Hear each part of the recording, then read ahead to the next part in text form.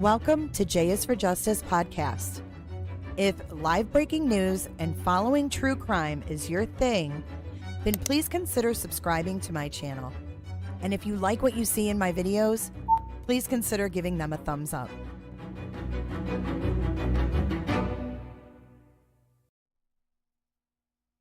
Good morning, YouTube. Hello. Good morning. It is Tuesday, July 9th, 2024.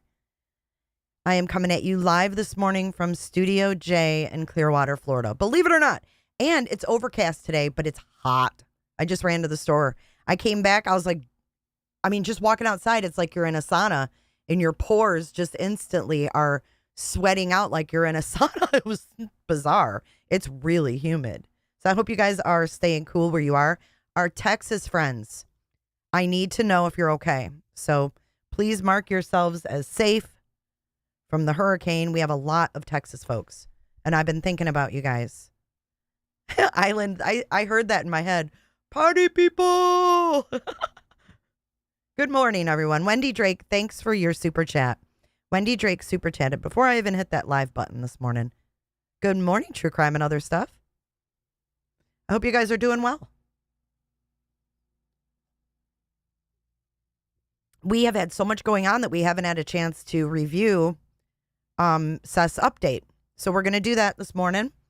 And then after that, we are going to watch a little bit of Jennifer Coffindaffer because she did her missing update.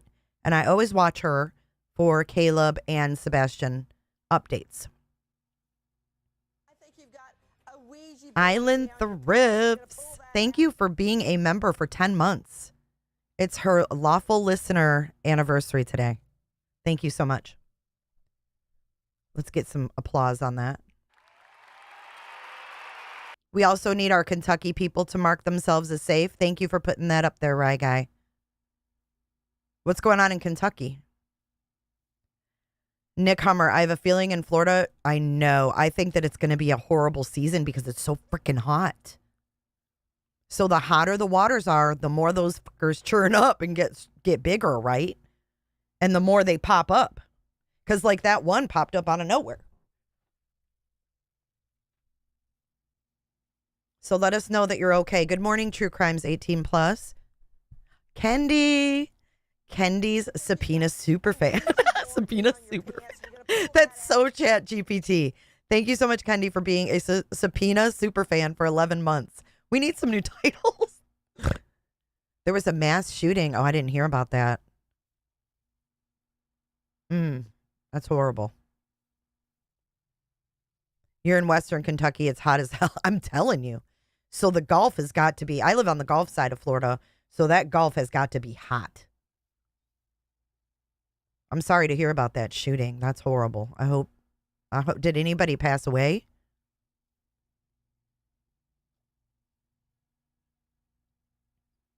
Good morning, Fab. Oh, it's good to see you, Feminem. I did hear about remains being found, but they haven't identified who they are. So we're waiting. Good morning, Bunny. We still don't have an answer on those remains found in Flowwood Pond in Mississippi. Jammers. Jammers, a lawful listener for 13 months. Thank you, Jammers. And Kendo. And Sparkcraft. Sparkcraft coming in hot with 16 months. Thank you. I appreciate you guys' support. It really means a lot. I mean, that means you guys have been listening to me for that many consecutive months, or you just didn't cancel your membership. No, you guys really listened, right? I appreciate you guys sticking around. That means a lot to me. Because this is how we build a trust. This is how we build rapport on YouTube. Because there's creators, or I use that term loosely. I call everyone a creator. If you have a channel, you're creating something. Whether it's drama, whether it's bullshit, you're creating something, right?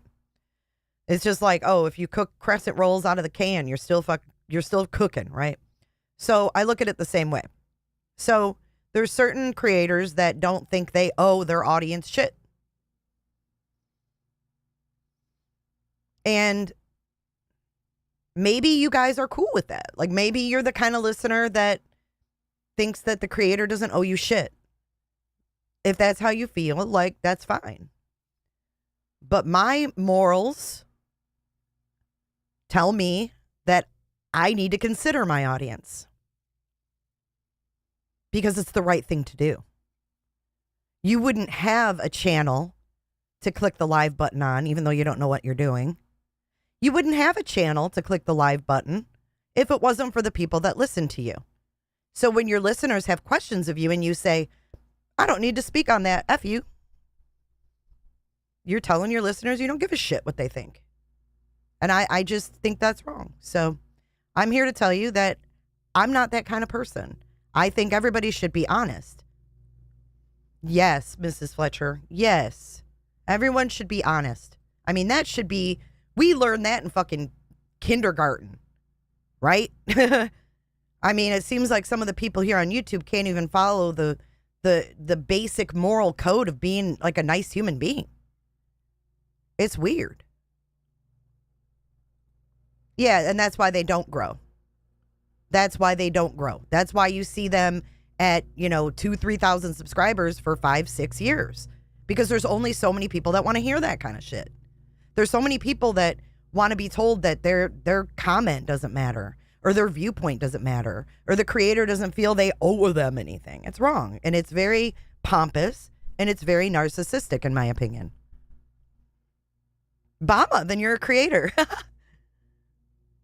Hey, Marcia, good to see ya. Good to see ya. Did Ellie ever test that bone found at St. Jude? They said it was from a Indian, or not a Indian, maybe an Indian burial, like an old burial ground. Not Indian, but an old burial ground. Jay would declare 420 a federal holiday if she was president. Probably. And I would make it not illegal. Gene Phipps, you're right. It's not just on YouTube. It's humanity as a whole. But like in the workforce, you don't really have a choice who you work with, right? Like when you go to work, if there's some pompous asshole you have to work with, like let's say you go to work and you have to work with Chris Proudfoot, right? You don't have a choice unless you want to find another job. Like you have to learn to get along with motherfuckers. That's just the way it is. That's what being an adult is learning to get along with people even though you don't fucking like them, or you don't like how they talk, or you don't like what they stand for. You still have to be fucking nice. I mean, it's common sense. I just can't believe so many times we have to go back to the basics here.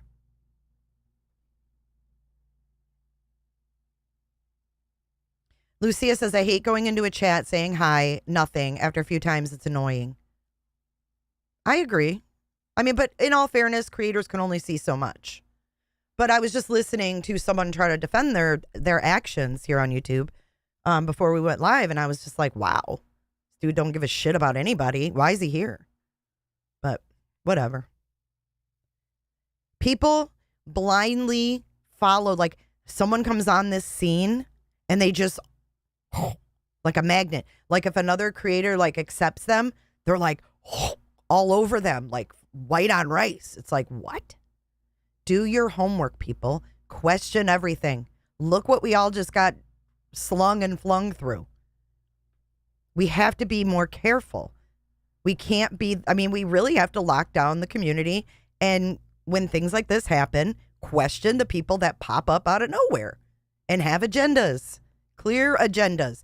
When people pop up out of nowhere in the middle of a case and take a side with a certain parent, that might just be a red flag. It might be. Sorry, they're cutting grass. You know what I'm saying? Which pick, Feminem? Yeah, we learned to get along with other kids in school. Like, we're not supposed to fight with them, right? We got to go back to playground conduct.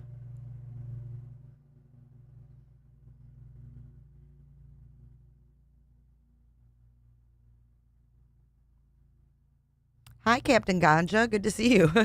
Flung, slung, and null. Well, I want to show you guys something before we break into this review of Seth. And maybe I shouldn't. but I'm going to, because maybe you guys can get to the bottom of if this is really Tony. Because this went down in Truth Not Feelings live today. And he was complaining about me, saying that he should show who he is. And I still stand by that. You're new. You come on the scene. You start defending parents that are suspects. I'm going to question who the fuck you are. He didn't like that. But look what Tony Mathis Investigates said. I'm going to handle it, brother. Now, I don't know if this is a real TikTok teen, tiny peen Tony, but I can tell you right now, what's he going to do? What's he going to do? Is this really him? Because I'm not about threats. I'm over this. I'm over it. Someone said that's a troll account, but I don't know. Yay, it's freaking Jay. Like, duh. No power and internet, and everything is a mess, but Stacy, I, and our fur babies are okay, and so are our recliners. Painting services, thank you. I'm so glad you're okay, and thanks for checking in. Oh, it's Rapper? Are you sure? Okay. You've seen it, Mrs. Fletcher? I trust you, Mrs. Fletcher.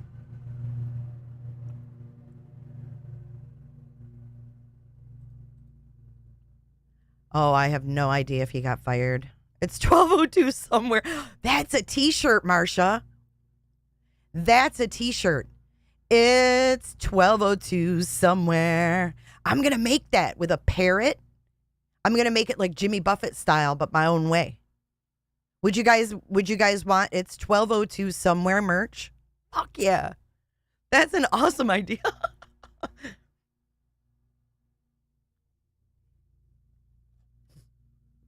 TikTok Tony is really a tongue twister. I know. It's the new Sally sells seashells down by the seashore. Yeah, we can have like a beer, like in a mug, and like a parrot and like some palm trees. Like a shot glass, a margarita, some limes. And then maybe Titties can make us a song. It's 12:02 somewhere. Oh, man. You were over there when the trolls popped up? All right. I was just making sure because I don't put anything past TikTok Tony and his little peen. A little pickle? we can have it's 12:02. Oh, that's perfect, Kathleen. We can have that on the back. It's 12:02 somewhere on the back. And then, like, on the front, like, some wiener. Oh, we can put T-Rev's hot dogs on it, too. His Ballpark Franks. Do you guys remember when he came in here when everybody was talking about the hot dogs? And, yes, if you want vintage tees, hit up Island Thrifts. T-shirts and mugs, yeah. I can't remember what I was just saying.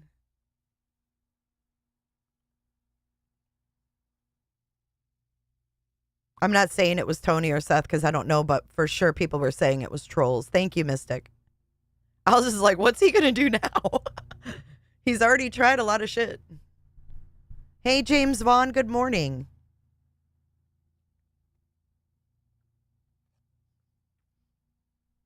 James Vaughn, I agree with you. And that's a red flag to me when people are like that. Especially when they're like new on the scene. If they're not new on the scene, then they need to say who they are or who they were before, because that's weird. It's trickery. Vienna sausage. We can put like the can of Vienna sausages right here on the front breast, like the left breast. Oh, we don't know what we don't know. Okay. I got to write this shit down. I love that we don't know what we don't know. I'll probably say that for the rest of my life. So 12:02. 12:02 somewhere. And what was it? See, I already forgot. That's why I got to. Oh, Vienna's. Vienna and but T-Rev I was talking about. He came in and people were talking about the hot dogs he bought. And he was like, they were saying that he was cheap or something. And he was cheap. And he's like, last time I looked, ballpark weren't cheap. Now, bitch, if you're buying the Nathan's all beef or the kosher, then you can talk. But ballparks are junk. Yeah, Brian Koberger is the smartest guy in the room. Yep. We don't know what we don't know. An honorary Clickers shirt. Okay. I got it, folks. I got it. Ooh, I don't eat Viennas. It's pickle time with 1202 under it. The beer, yes. The beer will be called Slung and Flung Brewery. Yes, I'm going to get really fucking creative. Island, hit me up with your ideas because you're super creative. We're going to make this detailed and we're going to put a name on the beer. Amy, I'm so glad you're safe in Kentucky. Cheers to everybody. I ran to the Circle K this morning and got a coffee. 1202 Wang Chung. It's really no big deal. How about a picture of Tony? I'm a big dill. I'm a little dill. Oh, shit. So I want to talk a little bit. I love chit-chatting. And in the morning is when I'm my fucking chattiest. Speaking of motor mouth, I'm a motor mouth in the morning. But I was watching Cluminati last night and reading her chat. Dude, people are brutal. You guys don't understand how null your emotions have to be when you see what people say about you.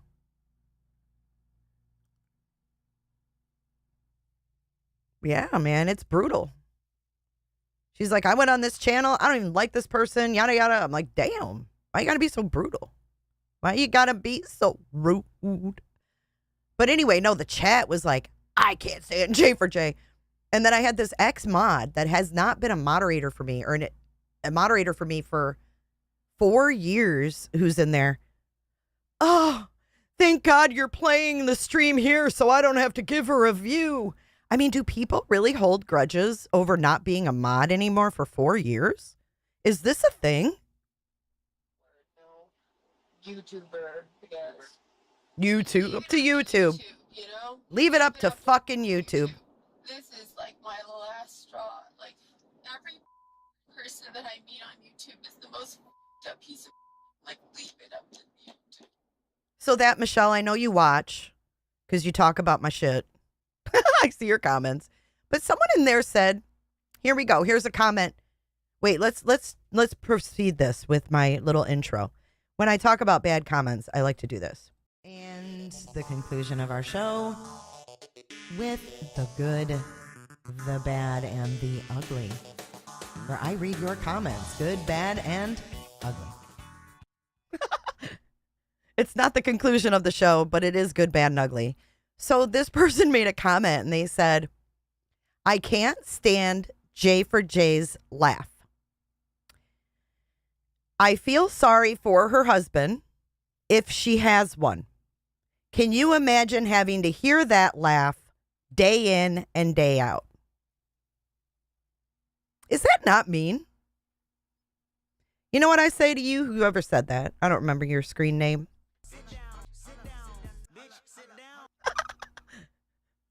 I'll laugh until the fucking cows come home just to annoy your ass. And my husband was sitting there and I said, look at this comment. I said, look at this comment. I said, people feel sorry for you. And he said, I love your laugh. I think it's cute. I thought that was nice. But they're worried about my laugh. We've got a kid missing. We've got evidence being talked about being planted. We got fake dog handlers. They're worried about my fucking laugh. Okay. What you are witnessing is real. The participants are not actors. It is. It is. But you know what? You got to consider the sources, I guess. Hi, Dr. Melmo. I miss you. How you been?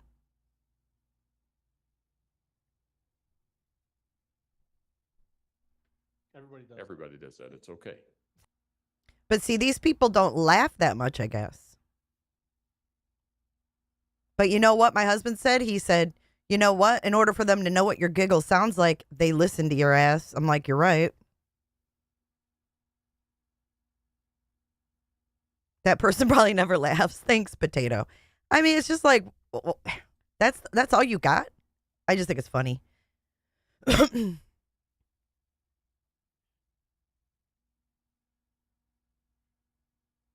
Yeah, like, why do people say that kind of stuff, Erica? It's like, I just thought that was funny. I make a t-shirt that says Jay laugh. Oh, man. Definitely people need to laugh more often, right? Instead of finding reasons to be mad. Miserable people hate to see others happy. Yeah, that's true. That's true. But the ex-mod, Michelle is her name. Get over it. It's been 4 years. I have no feelings for you whatsoever. Why are you still going in live streams and talking about me? You know what she said? That Michelle said, y'all, J for J. This is exactly what she said. Y'all, J for J is dirty. I used to be in the inner circle. 4 years ago. Do you know how much I've learned in 4 years, bitch? I haven't been sitting here idle like you have for 4 years, still spinning your wheels in chats, trying to talk shit about someone you were a mod for 4 years ago. I don't have any feelings whatsoever. Get over it. Fuck. She has no idea what 4 years under the belt of being a YouTube creator it means or looks like. It's weird. No, they said it in another one.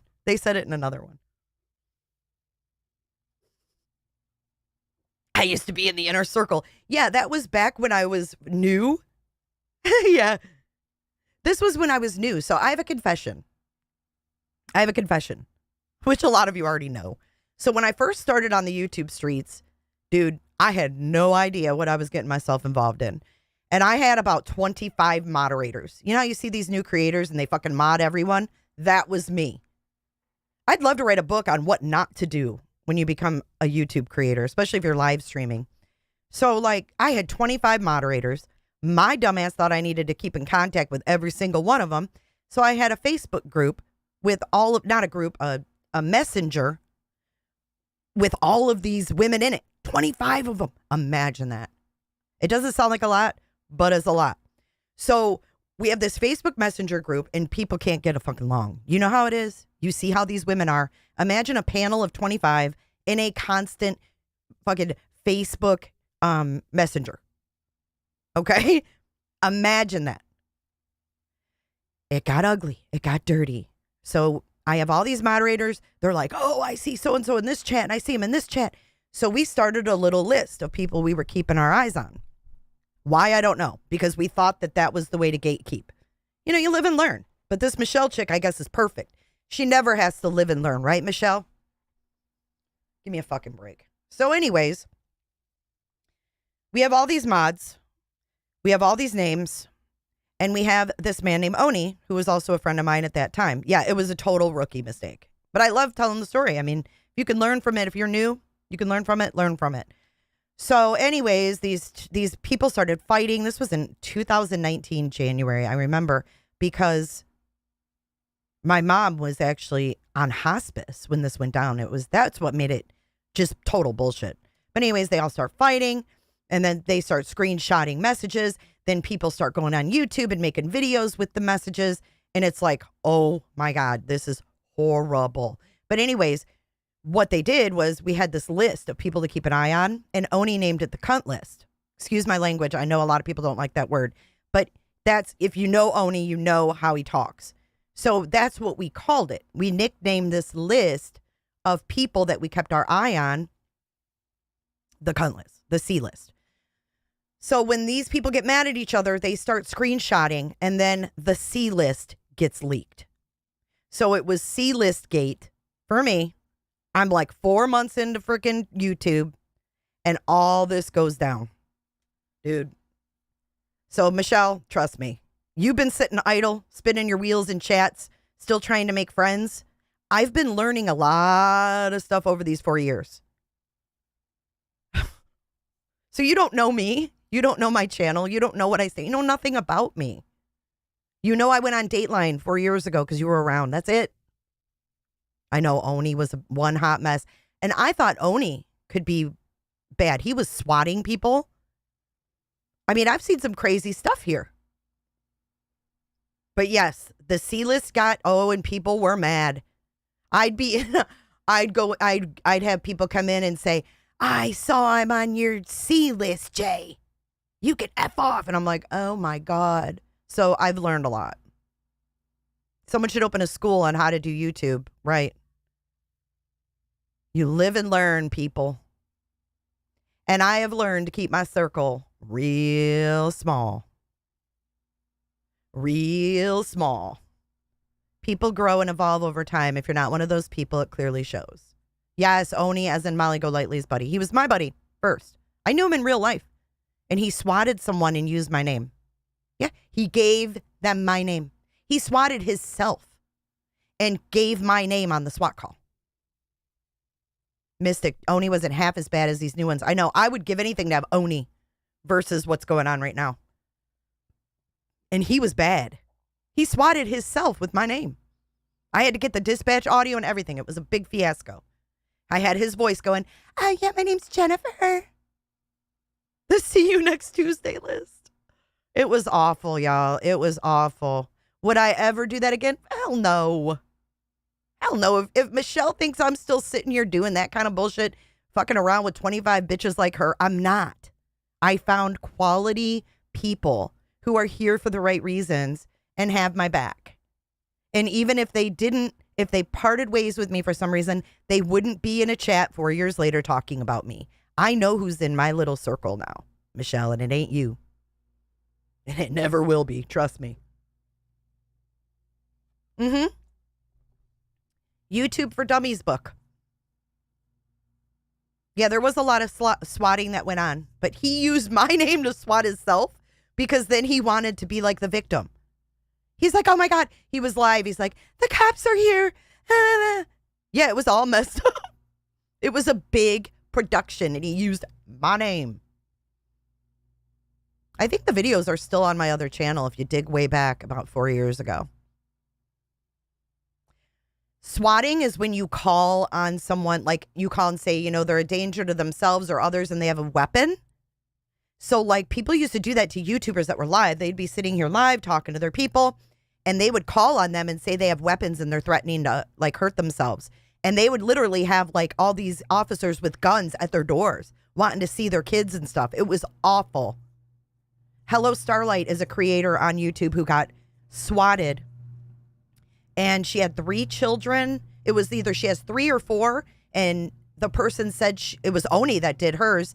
Oni said she had 3 and she had 4 or vice versa. And that's right. He said she had 4 children and she was armed. And when the cops got there, they said, produce your children. And she only had 3. He was wrong. He said 4. And there was 3. So they went and searched her whole house, took her kids outside, all this stuff to make sure that there wasn't another child in that home.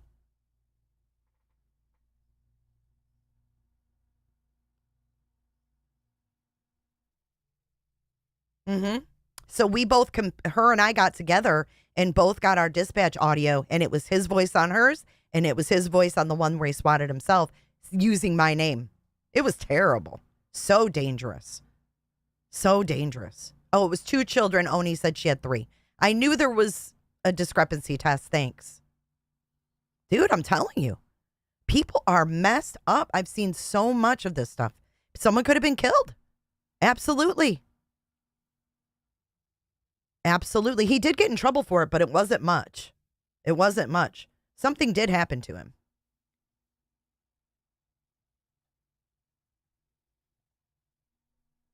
Remember that boy that I didn't hear about that. Maybe I did and I don't remember.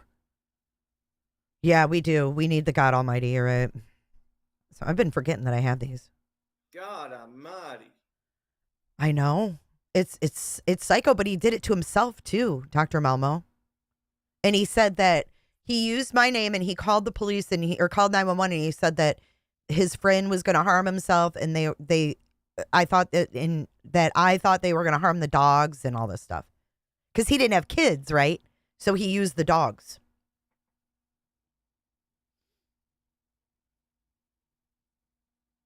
Michelle, I have no idea. I have no idea. She says, do you know if Jules got a cease and desist for her doing them decals? Not that I know of. She never told me anything about cease and desist.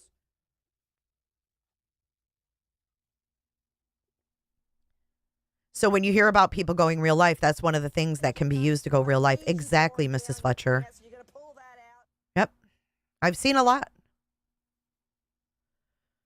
There's a lot of people with mental issues on here. Welcome, Ashley. Thank you for becoming a member today. Thank you for becoming a clicker. Yeah, man, I'll tell you what, that dang old internet, man. Click, click, click, click, click, click, click. Is real easy, man. All right, let's get into this review. Enough chit-chat. I love chit-chatting, though. Used to get swatted. It's not cool. It's not funny. No, Kelsey. Not that I know of. Not that I know of. I haven't seen him or heard from him in years, Kelts. Mrs. Chat GPT -4. Thank you for your super chat. Still loving your content. Thanks for advocating always. I like your picture.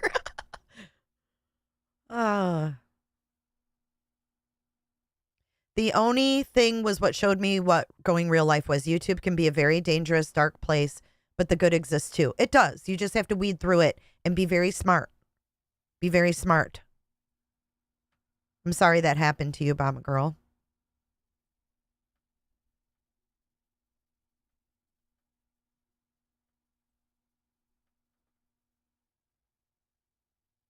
Yeah.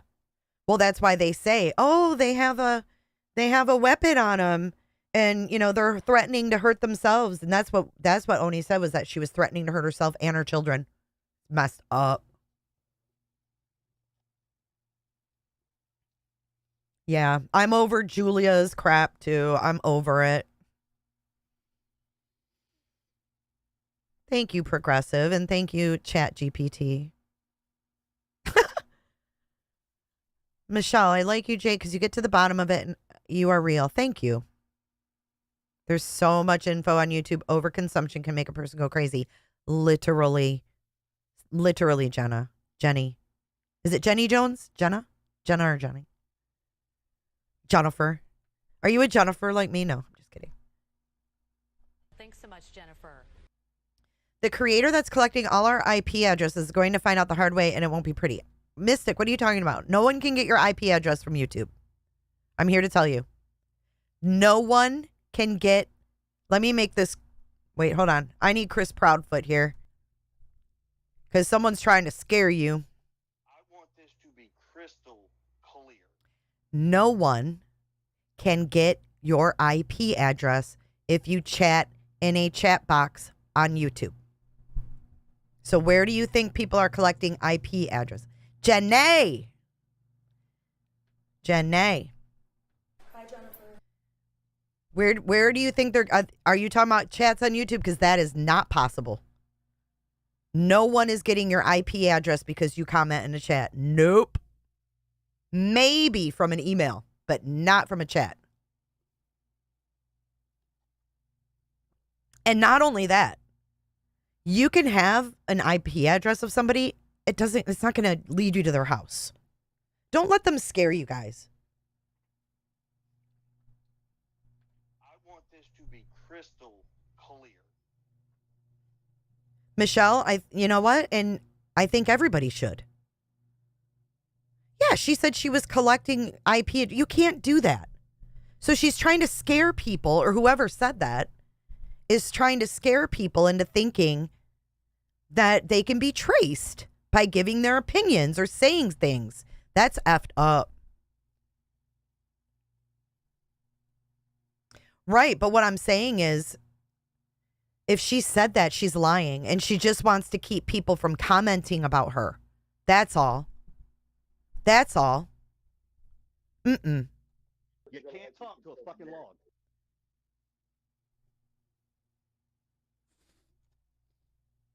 That soundbite kills me every time. I swear it. And what do they think they're going to do with it? I mean, see, she's weird throwing out shit like that.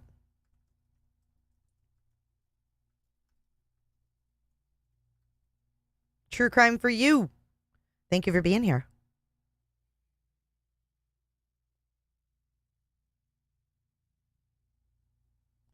So photos and things like that, but not a comment on like an email. Maybe they can get your IP from that, but not from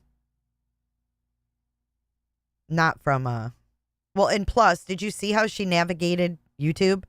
Do you really think she's got some kind of hacking abilities? Because I don't. Yeah, don't be scared. No. Yes, Bama. Yes. Positive thinker Helen. Thank you so much. I love you too.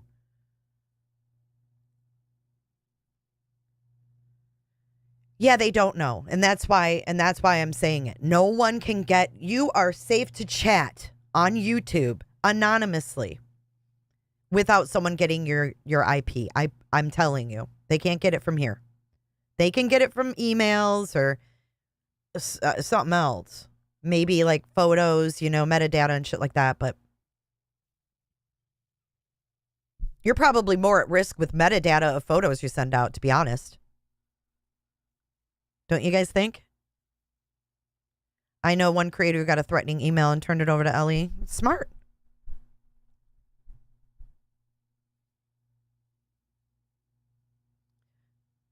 Yes, and best advice, don't use your real name. So if I could go back in time, and not because I'm sketchy or anything, if I could go back in time, I would have put this podcast in a fictitious name. And I don't mean that because I need to hide from anything, but the people that want to like sue you, the people that want your address so they can sue you or send you cease and desist and shit like that. It makes it too easy. Hey, Ryan, good morning. Yep, it's a way to shut you up, scare you. Fear factor. Tess, I would change my real name. I wouldn't use it. If I emailed you, you would have my IP address, maybe, if it's in the headers. I mean, a lot of computers now and phones, like your phone has VPN built in, right? Like if you have iPhone, you have a VPN built in.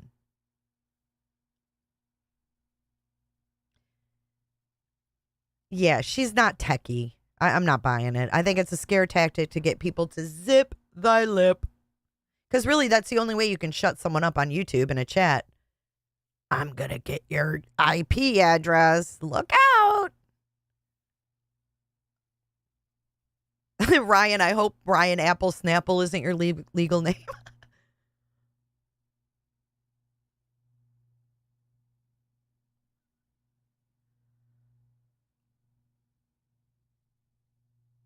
Tess Steckel. Oh, testicle. Oh, okay. You thought I was going to read it. You said it was your real name. I'm like, I ain't reading that shit. Testicle. Hey, you say Ferris Bueller. Y'all are crazy as freak. If you say Ferris Bueller, you lose a testicle. Yes, and your routers have protection too. Your modems and routers, yeah. Yeah. And there's emails that protect your info too, yeah. Look, Miss Vu is in Brazil somewhere today. Princess Consuela Banana Hammock. Don't let them scare you, folks. If I'm still sitting here showing my face talking about it, you guys are okay. If you have anything to worry about with IPs, I would tell you.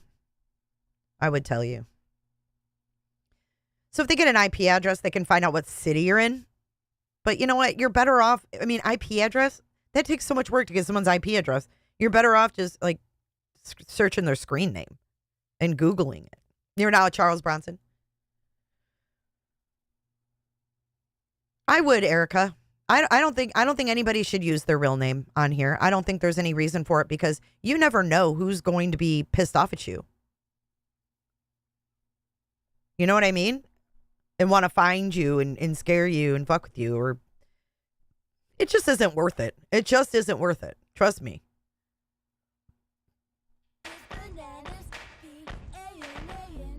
When you got people that freaking hit you up from YouTube that you know on YouTube and say, I got people that want your address because they want to send you a cease and desist. You got to wonder how they know that, right?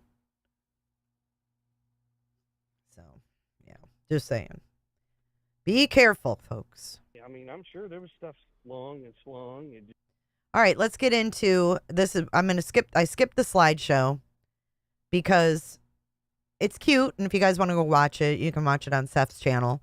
But I want to talk about, what they say in here and kind of break it down. You know, how everybody says, J is for justice. She picks apart everything. So I'm going off camera while we watch this. Yeah. She picks apart everything. So, Seth, of course, we all appreciate, Sebastian's Army appreciates you sharing those incredibly personal pictures with us. I personally, I appreciate everybody who came into this live with me. And I appreciate everybody in chat. And I will let you all know that I have been speaking with law enforcement. Does it need to be louder? Speaking with Sumner County. They're giving me information. It does. Hold on, we're going to rewind it. I didn't know who it was, but they called me about... God, him and his word salad. This is all we got, though. This is the update from the dad. Hillary Clitoris? I think that's funny. I used to call Bill Clinton Bill Clinton. Yeah, I'll turn it up. No, we didn't figure out the dragon. It is freaking weird. Oh, my son loved cats, but I'm going to put a green dragon with yellow eyes in the slideshow. Okay. One other thing I wanted to say about your names on YouTube. I'm happy to see that you guys are going to change them. Just let me know who you are when you come in. What was the other thing I was going to say? He had a lot, Jessen. He's got 21,000 views on this video, 2 days. You know, he's going to be picking up the pace. You know, TikTok Tony's like, fuck yeah. We're going to be doing this every week. She needs a cough drop. Yeah, I didn't watch it on his channel either. Well, we watched it in Discord. I streamed it in Discord. Ella Blue is my car. Everybody thinks I'm Will Smith. There was something I was going to say. Oh, yes. If you're ever in chats, not just mine, but this is another thing to keep in mind. If you're and this is the best advice I can give you. There's people, you can use the block feature yourself. So if you're ever in a chat and someone's being a dick, if you block them, you never see them again. It is the best feature on this platform. Jada and I prefer to use our real names. Bedhead. She's got more than bedhead. Do your boobs hang low? Do they wobble to and fro? Can you tie them in a knot? Can you tie them in a bow? And I appreciate everybody in chat. And I will let you all know that I have been speaking with law enforcement. I have been speaking with Sumner County. They're giving me information. I'm speaking with Sumner County and they're giving me information. I got to speed him up. It was, but they called me about the body over in Hendersonville. He didn't know who it was, but they called me about the body in Hendersonville. What? They called me about the body that they found in Nashville. Or Nashville. So that I didn't have to wait too long. So they're keeping me informed of certain things that are going on. Good. Okay, so it sounds to me like they inform the parents when they find these bodies and confirm that it's not Sebastian. I don't think that he's getting any information. I don't think so. Put a 1 if you think he's getting any kind of information other than we've confirmed this is not Sebastian. I do call them. I do talk to them. I will probably be... I can drive. though limited, I plan on going over to Sumner County on Monday, so I can have a conversation with him on Monday. Just so we're not ignoring the good people in the chat, are there any updates at this time that you can share with the audience, or no? I do know that there will be some searches. I believe on the 11th, we're setting things up for a search on the 11th at Rockland Park. On the 11th. So that's in 2 days. That's Thursday of this week. Rockland Park. Isn't that where they've been before? Wayne Randall's, I'm so jealous, at 7-Eleven drinking coffee and eating a Krispy Kreme. Thank you for your super chat. Are you in Australia? They have Krispy Kreme there? In 7-Eleven? That's an American breakfast there, Wayne. I went to the store. I went to Circle K. They had no donuts this morning. I was going to get me a donut. They haven't had any in so long. Yeah, he's saying they're communicating, but they're probably calling him to say, hey, you know, the body we found is not Sebastian. Because that's what he said. So I don't have to wait too long. They let me know. We're going back out there with all the rain and everything that we've been having. We're wanting to make sure that we've gone over everything. We are still handing out flyers. We're still having flyers sent to people.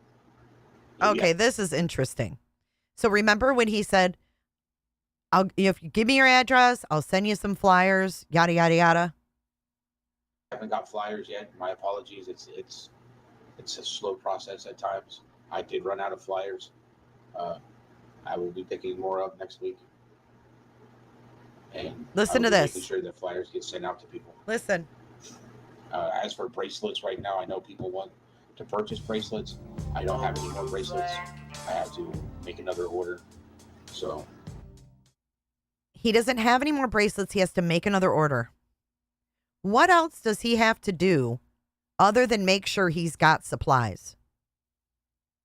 Or is he saying, I need more money to order supplies?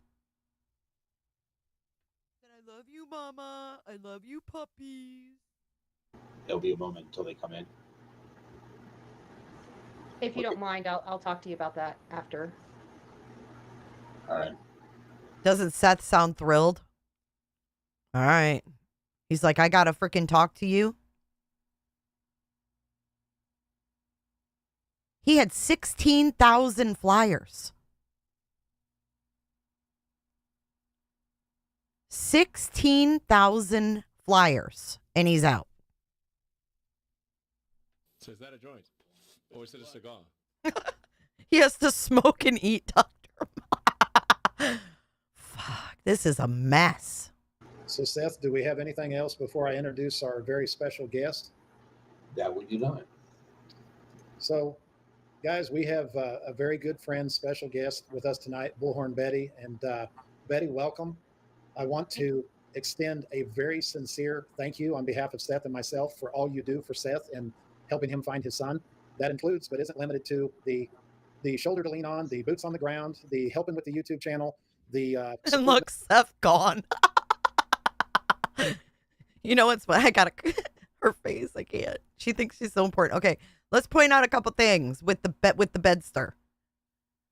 She's using a StreamYard green screen, and the reason I know this is because Voices Behind the Wall used to use the same one. So she's trying to be profesh with her green screen background. She's a very special guest. And then Seth is like, I'm out. The community, the support out in the social media streets. I can't thank you enough for giving him an additional sister through this time. So without further ado, you take the floor and talk to us about your trip to Hendersonville. Yeah, so I thought Hendersonville was enlightening. I did find out some information for myself.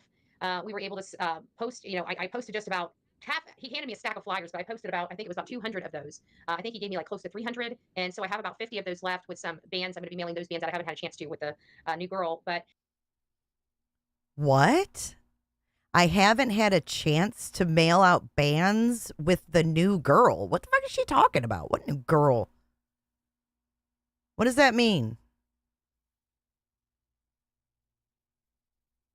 She posted flyers in illegal places and they were all taken down. This bitch went there and wasted her viewers' money to hang flyers that were illegally posted and were removed by the city. Just saying. The devil is dancing tonight.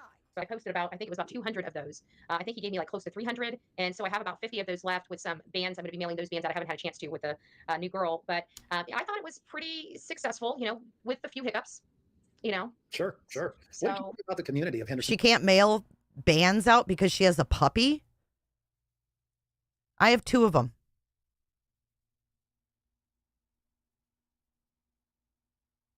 $50 left. I've passed out hundreds. She put them on utility poles, and that's illegal.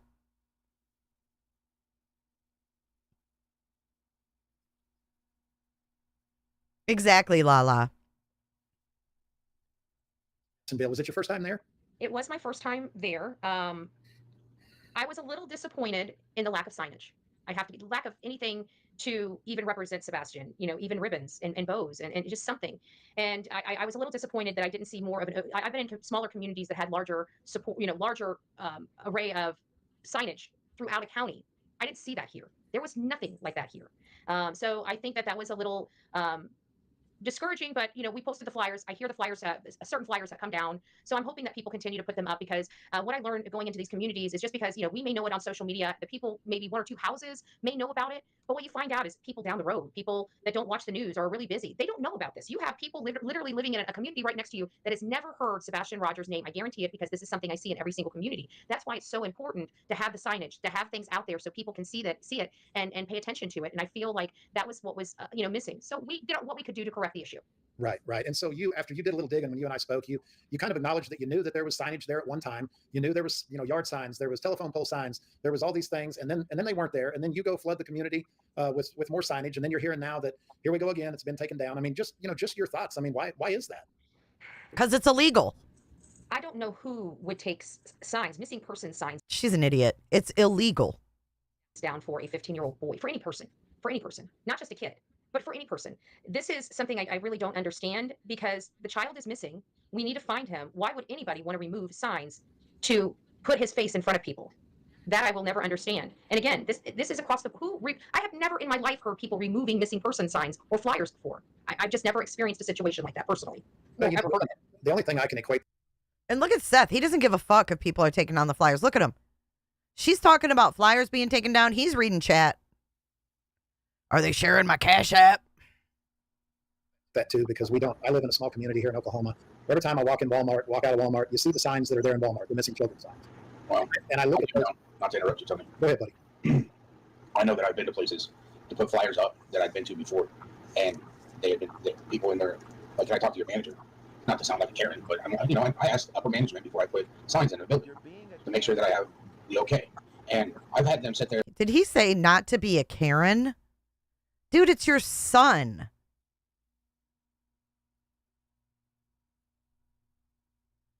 This vibe is weird. Let me slow it down a little bit. Do you think that this vibe is weird? That are there in Walmart, the missing children signs. Well, and I look at those. Not to interrupt you, Tony. Go ahead, buddy. I know that I've been to places to put flyers up that I've been to before, and the people in there, like, can I talk to your manager? Not to sound like a Karen, but I asked upper management before I put signs in the building to make sure that I have the okay.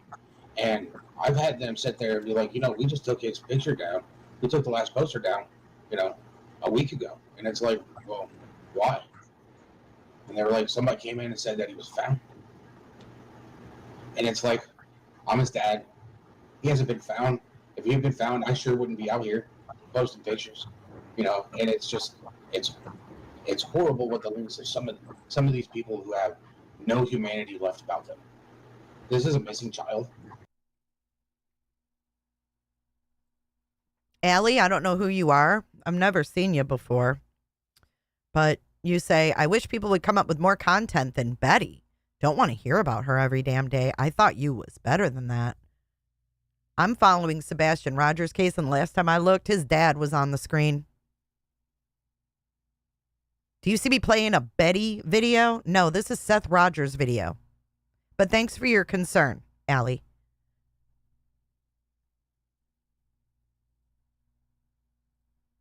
Whether it's my child or somebody else's child, to sit there and walk in and be like, oh, they found him, you should take the sign down.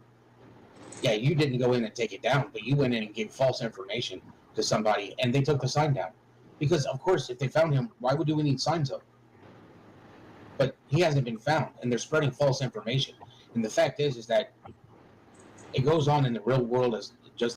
They're spreading false information. Who's there?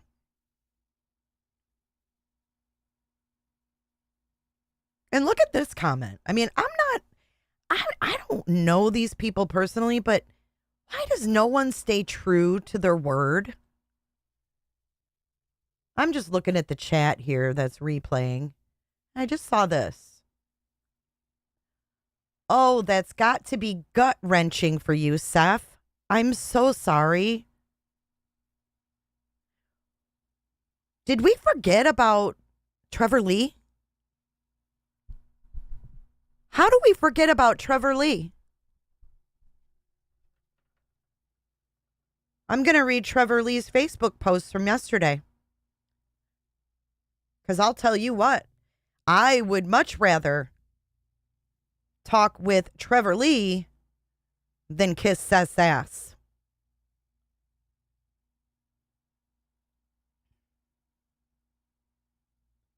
Trevor Lee, 1 day ago. I can now share that we are actively working on legislating a federal task force with the U.S. Marshals to ensure the apprehension of domestic abusers across the country. Trevor Lee.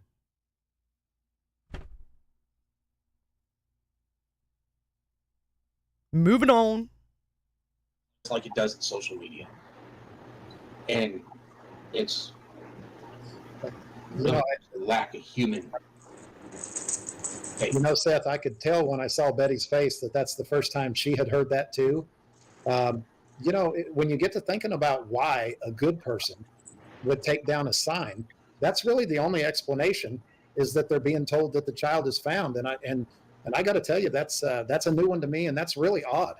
The only thing odd here is the shape of your head and the fact that you show your peen. Look at Betty's face. These people don't care. There's no sense of urgency. Listen to Seth. I'm out of bands. It's going to be a minute. It's cloudy today. It's probably going to rain. Thoughts on that, Betty? Well, I'd like to know, who would do that? It seems like somebody that has a dog in the fight. I mean, why would anybody do that? Just preemptively go up to see a sign and say, hey, he's been found and we're going to take it down. I mean, it just, who would do that? Like, I don't understand why anybody would not want a missing person flag up for somebody that's missing. Well, I know on your show you talked a little bit, just to shift gears a little bit, you talked about some of the areas of interest. Don't want you to share anything you haven't already shared, but I know after kind of wrapping your brain around the area, making a few drives here and there, that you've got some areas that you really think are kind of hot spots. Can you discuss that? I'll discuss them vaguely, but obviously the three communities are Hendersonville, Gallatin, which is basically Sumner County, but there's very specific areas there. There are a couple things over in White House that I'd like to look at, but we all know that Gallatin, Hendersonville, and White House are all main areas because the family of the Proudfoots live in those cities. She come on here 4 months after he goes missing and talks about the cities that we know the family lives in. Guys, this is just, I feel dumbed down by this. Like, I'm tired of being dumbed down by Tony and Seth and Bullhorn Betty. I think we have some gaps that we just need to resolve. And I think that looking at this with a different approach might may come up with something. Right. You know, right now we know that the area around Ground Zero, which is Sebastian's home, his primary home with Katie and Chris, has been thoroughly searched. At least the 5-mile radius has been searched, researched, over-searched. So that's not over-searched. She's a professional. The 5-mile radius has been over-searched. Can you imagine if Chief Craddock came out and said, instead of saying, we don't know what we don't know, if he came out and said, we have over-searched the 5-mile area. It has been over-searched. the place that I think we would be looking at. We're also having people, you know, reaching out to autistic centers. We're getting flyers into Alaska because people were concerned about Alaska. Although that's not going to be an area that I can search, it's still something that we can infuse with some Dude, go to Alaska where there's no signal, preferably. Information to see if there's any type of leads out of that area. So as far as search areas, I really think it needs to be the 3 places. I mean, he was in Hendersonville, so, you know, that should be a given. There's family in Gallatin, that should be a given. And of course, you know, there is a route. So, you know, that has to be looked at. Right. Well, you made an interesting comment the other day to me when we were talking about this protocol for missing persons, missing children. Can you explain that? Yes, so it's the National Center of Missing and Exploited Children. They are basically the house that, you know, they have built into most of the statutes around the country, them being the clearinghouse for missing persons. So how it works is law enforcement has to meet the Amber Alert. So law enforcement has to meet some certain criteria, but the nonprofit that deals with it is the National Center of Missing and Exploited Children. And so they put all your Amber Alerts up there and they monitor those. Well, they also do a lot more than just that. They train law enforcement. They give clear directives on how, you know, what the proper protocol.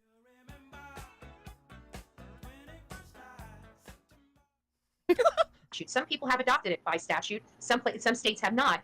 And so they basically state, because you don't know the situation that's going on when there's an initial missing person, you should always, even if you feel like it's a runaway, you should always treat.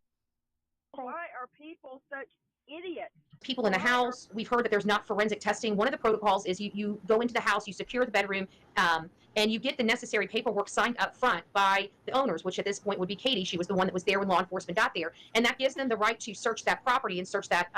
She's going to be the next one buying investigator badges on Etsy. Shit. Bedroom. And at that point, when they secure that paperwork, they should be immediately doing forensic testing.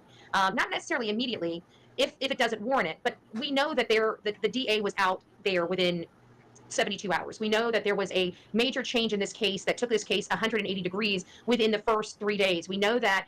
Hear that? Look at Seth. He's like, it did. Look at him. It did. This case took a major turn in 3 days. Look at her. Listen to that part again.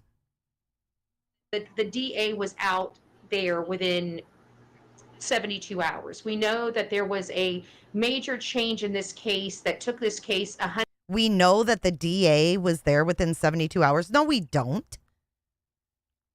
Is that something she knows? Oh, Timu, yes. Etsy's too classy for her. Shelbyville is south of Nashville. I think it's south of Nashville. Elaine, I know, I've wondered that myself. Yep, he did. I can tell he does not want to have to deal with her. At least that's the vibe I'm getting. Yep. He's checking out that chat. 180 degrees within the first 3 days. We know that law enforcement scaled back the searches and started looking at this as an investigation by day 8.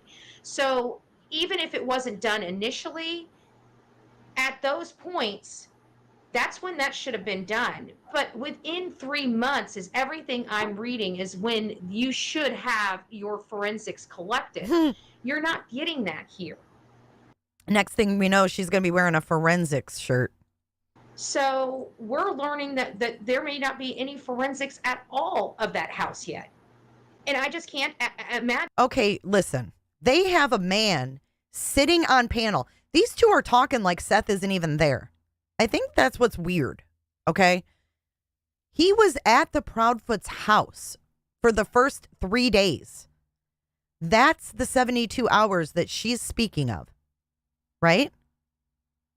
So Seth is getting himself out of the range of fire, so to speak, by saying, I was at the Proudfoots for the first 3 days. That would be the 72-hour mark. She's saying, oh, everything changed after 72 hours. What really changed? He was there for 3 days. That's the 72-hour mark. When the investigation took a turn, Seth was no longer at their house. Why? We know that the GoFundMe was started, and we were told that on day 3, the GoFundMe was started. So if we think that the case switched 72 hours in, Seth leaves the Proudfoots. They're no longer friendly. And he starts up a GoFundMe via his sister. This is why we watch these things. We don't watch them for her. She's irrelevant. She's a voice yammering in the background of deflection. I'm here to break down what we know.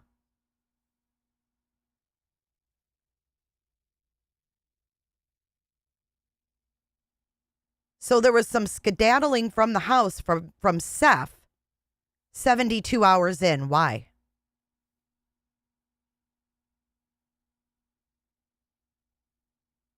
Something happened. Something happened 3 days in. And I don't believe it was only the GoFundMe. I just don't. I think that was some of it, but I think there's way more. Imagine 5 months later, when this child put his head in a bed inside that home, and he's not there, how we don't have at least forensics for that room. There's probable cause to get forensics for that room at minimum. Maybe not. I wonder when they searched Seth's house. Is that why he had to be why was he at the Proudfoots for 3 days? When did they search his house, I wonder? Not the whole house, but definitely that bedroom. Seth, can you confirm or deny that's been done? Do you know? I do know that I was there. Here we go. At that house every day for the first 3 days. I did not stay the night there. I drove all the way back to Clarksville and would take a different route every time that I left.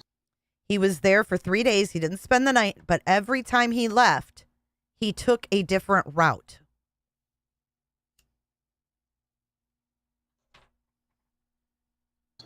Here and went there, I would take a different route because I'm looking for my son. But they had dogs in there, but I never once saw them come in with any type of forensic people. And Betty, I got there the initial day. Wait, what did I miss? Inside a bed? I didn't hear that. Where was that said? Okay, wait. Let's go back. Maybe not the whole house, but definitely that bedroom. Seth, can you confirm or deny that Case 180 degrees within the first 3 days. We know that law enforcement scaled back the searches and started looking at this as an investigation by day 8. So even if it wasn't done initially, at those points, that's when that should have been done. But within 3 months is everything I'm reading is when you should have your forensics collected. You're not getting that here. So we're learning that there may not be any forensics at all of that house yet. Okay, they went back 10 times in the first 11 days or something like that. The first week. They went back, I believe, 10 times. And if Seth wasn't there, he wouldn't know what they did in that house. He has no idea. So how would she know? I saw a pharaoh thing set up outside, which the FBI uses to make a whole animation of the scene She's an idiot. These three are all idiots. I just can't imagine 5 months later when this child put his head in a bed inside that home and he's not there, how we don't. It's her wording. Don't read into her wording. She has no children. She has no motherly instinct. She's definitely not the hostess with the mostest, I'm sure, when she has company. So I think you're reading into her wording because she called Sebastian a defective package. Consider the source. We can't break down her words because she's just blah. Don't have at least forensics for that room. There's probable cause to get forensics for that room at minimum. Maybe not the whole house, but definitely that bedroom. Seth, can you confirm or deny that that's been done? Do you know? I do know that I was there at that house every day for the first 3 days. I did not stay the night there. I drove all the way back to Clarksville and would take a different route. Every time that I left here and went there, I would take a different route because I'm looking for my son. But they had dogs in there, but I never once saw them come in with any type of forensic people. And Betty, I got there the initial day. There was a bunch of people in the house, detectives, law enforcement. What do you think forensics people are, Seth? They're law enforcement. They work for law enforcement. Like you say you do, they actually do. But I didn't see anybody, cordon offing anything to make sure nobody could go in there, dusting for fingerprints to see if there was other fingerprints. That's another thing that's in that National Center for Missing and Exploited directive is the fingerprinting of the room. I found at the front door where they think Sebastian went out they didn't even fingerprint. There's just things here that I feel like, I don't want to say that the stuff is lost. I don't think it is, but they've got to get in there and get some of this stuff done. And I don't understand what is taking them so long. I can't for the life of me figure this out. Now, would this be, for the audience, is this where the luminol comes into play and things of that nature? Yeah, they've been using a new product called Blue Star as opposed to luminol. Look at Seth. He's like, oh my God. He's like, I got to fucking deal with her once a week. Are you kidding me right now? But either way, it's basically the same thing. They've got to spray. You've got to black out the windows. It's a noticeable process. Like they put almost like these black trash bags over the windows. They have to have it pitch black dark inside for some of this stuff to fluoresce. Some of it's faint, so the darker it is, the better they can see, and that's why they do what they do. It also helps identify, like amino black helps identify any type of latent stuff that you can't really see, footprints and other types of. She said amino black. She's so stupid. Stuff that kind of, none of that has been done. And then we hear that Katie has cleaned the house. Some of that forensic stuff could have been removed from that cleaning. Right. So I just got a problem, seeing these cases and knowing how important forensics are in these cases, not getting them done up front is, to me, it doesn't feel like every. Why do these people want you to not trust law enforcement? That is such a red flag for me. Stones being turned over is all I'm saying. Right. So what else, Betty? Do you have anything else? Well, I think the only thing right now that's anything else for me is just getting everybody refocused on the real purpose of why we're all here. At the end of the day, Seth was showing a child, a child in his infant form. I mean, this is a human being that has been missing for a significant amount of time. And I really hope people take that and internalize it, because this family does need help. This child still needs to be brought home. And there's a lot of stuff going on in these cases on the internet that doesn't need to be going on. For example, the constant attacks. Is it impossible for people not to speak about Sebastian without attacking somebody? This is a 15-year-old boy that disappeared. I didn't do it. Tony didn't do it. Seth didn't do it. This child is missing. Attacking people that are out looking and trying to make a difference and trying to help, I just don't feel it's a good path forward. One of the things that kind of aggravate me on my end is that, I work in law enforcement. And I'm the type of person. Come on. I mean, this is just getting old. You don't work in law enforcement. Put a 1 in chat if you think this guy is going to go back to work. Put a 2 if you think he's going to be on disability. That I would take 100 inmates walking across the field, looking for, any type of evidence or whatnot. Whether I like them or not, they have a purpose. And while there are some of these people out here on the internet that are sitting there holding their shows, doing their clickbait, which I know they're probably going to have this right after we end this live. They're going to be all over it. They're going to be throwing as much shade as they can at me. That's fine. It's hot outside. It doesn't bother me. It's hot outside. It doesn't bother me. What does that even mean? Yeah, I don't think he's going to go back to work. I don't either. I agree with you guys. Diabetes.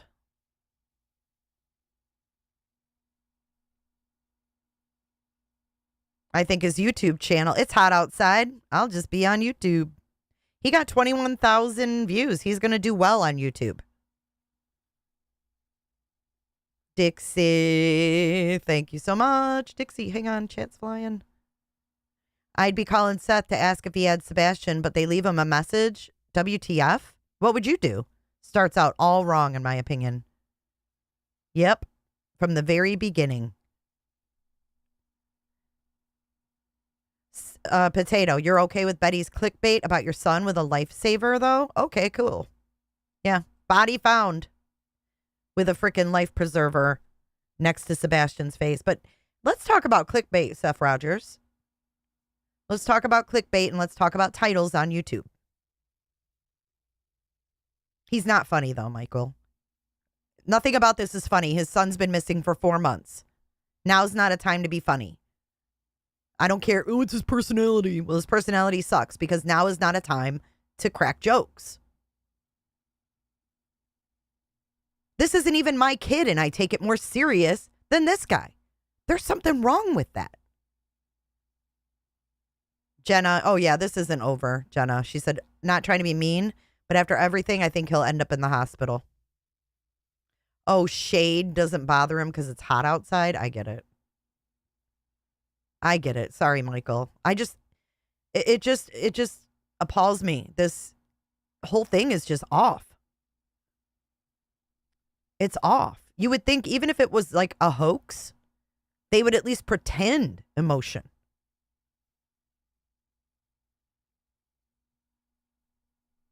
He put Sebastian Wayne update, Tennessee. We got no updates. I mean, It shouldn't be that way, is my point. my son shouldn't be missing. That's true. There's a lot of things in this world that are wrong. That are just wrong. Human trafficking is wrong. Okay. What? How did we get into human trafficking? He went from people doing shows and having clickbait to human trafficking. So he's trying to force another narrative down our throats. Did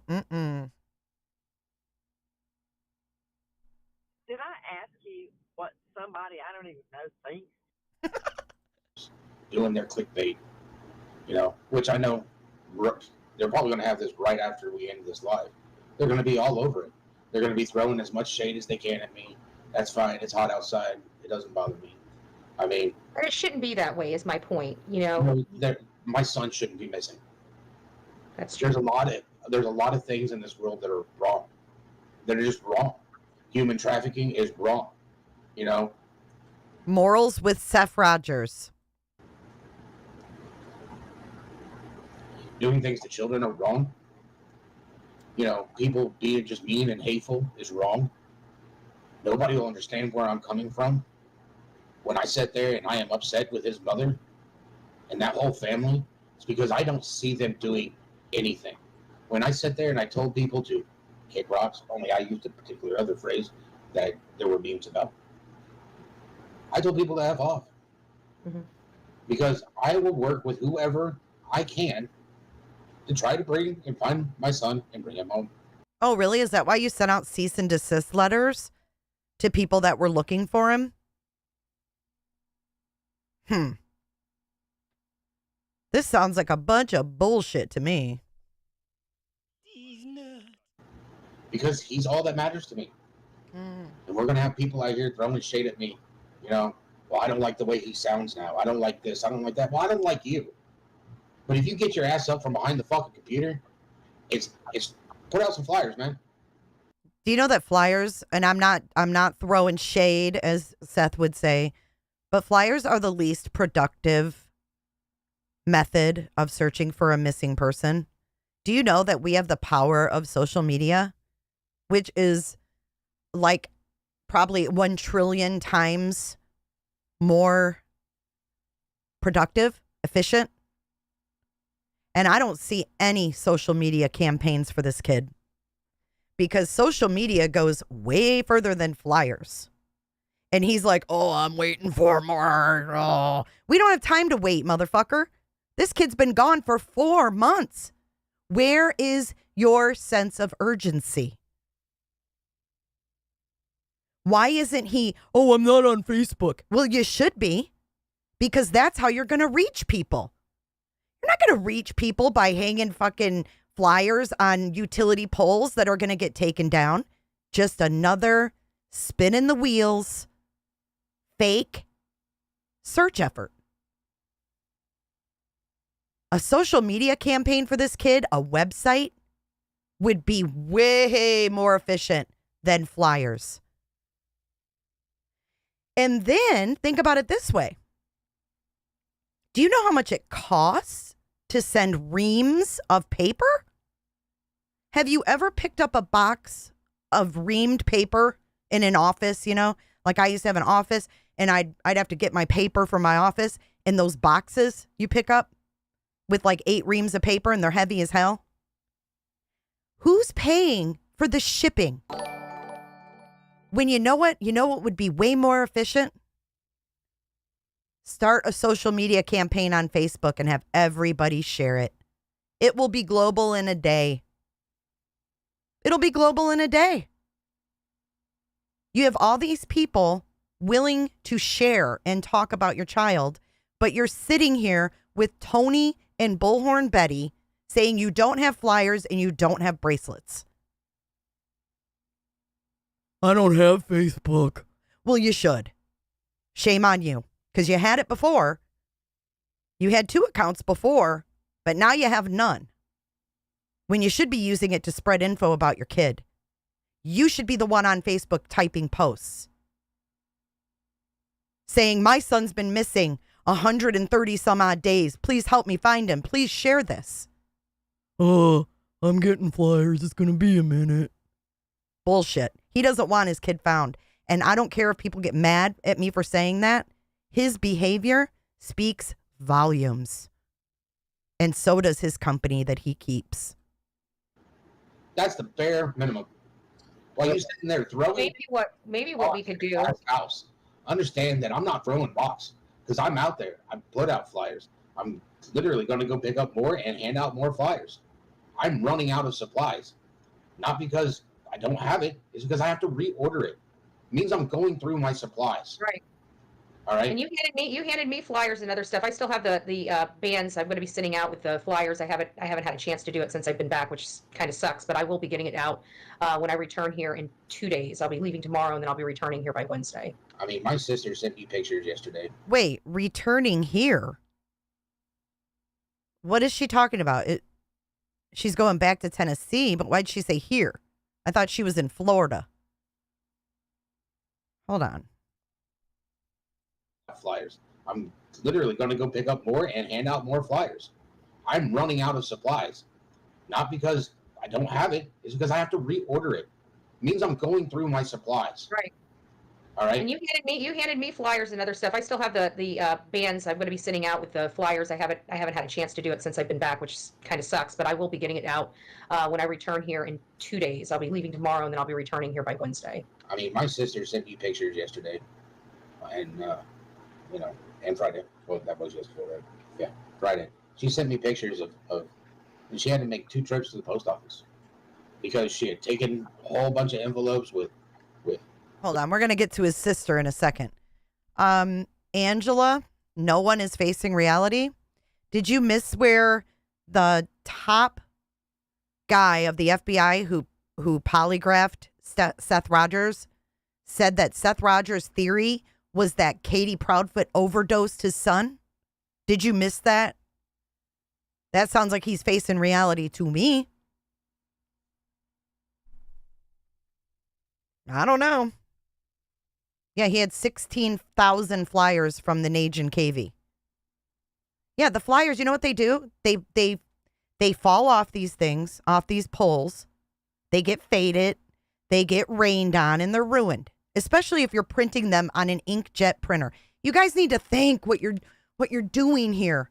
If someone's printing flyers on an inkjet printer, the first raindrop is going to ruin it. It's no good.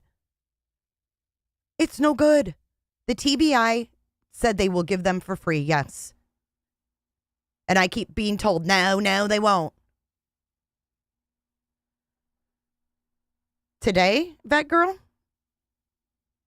But listen, they get ruined. Inkjet print does not sustain rain. Did you hear Seth with all the rain we've been getting? It's waste. You're throwing money down the toilet. You're throwing money down the toilet. Printing colored flyers on inkjet. Holy hell.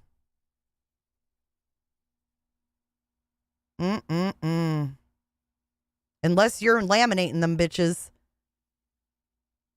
But then they fall off the poles, and you know what they become? Litter. They become litter. It's one thing if you put them in windows. That's great. When people are walking into grocery stores. You know, inside businesses.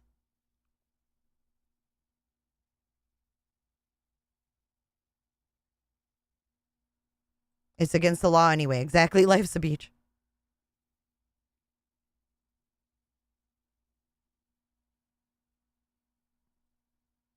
I mean, the blip boards that Clue was doing. Those are getting more traction than flyers. June 6th. It was on their Facebook. Yeah, they're spinning their wheels. Why? Why? I'm sure if you were local and you went to the TBI or you called them and said, hey, can I pick up a stack of Sebastian Rogers flyers? They'd probably do it. And you know how much that costs to get them laminated? I say put them in business windows. Put them on doors of stores. Put them on bulletin boards. But putting them outside is useless. It's a piece of paper in the rain. It's a piece of paper in the rain.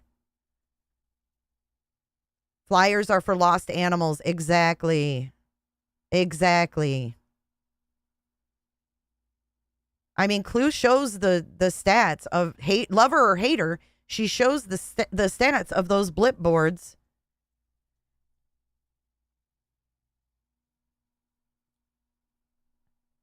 It's just, I mean, it's just like you send money to these people for flyers. It's ridiculous. I think you've got a Ouija board down. That girl, what did you say that was? Knoxville, what? I'm trying to find it. I mean, a big social media campaign would probably go viral. Good morning, Casey Marie. Yeah, the reality is that the three parents don't give a shit. That's how it appears to me, too. No, Beast Ma, that's not our house. It's a StreamYard built-in green screen.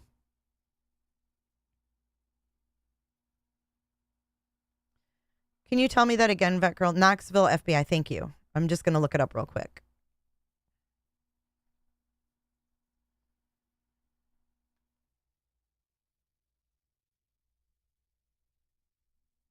You don't miss anything, Vet Girl.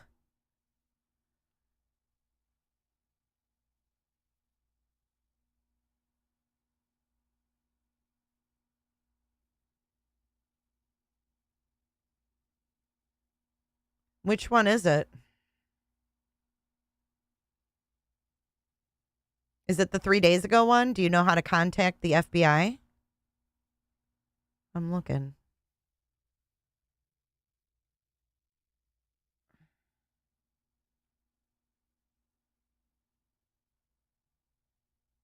Are you talking about Kyle White? I don't know what I'm looking at here. Let me know, Vet Girl.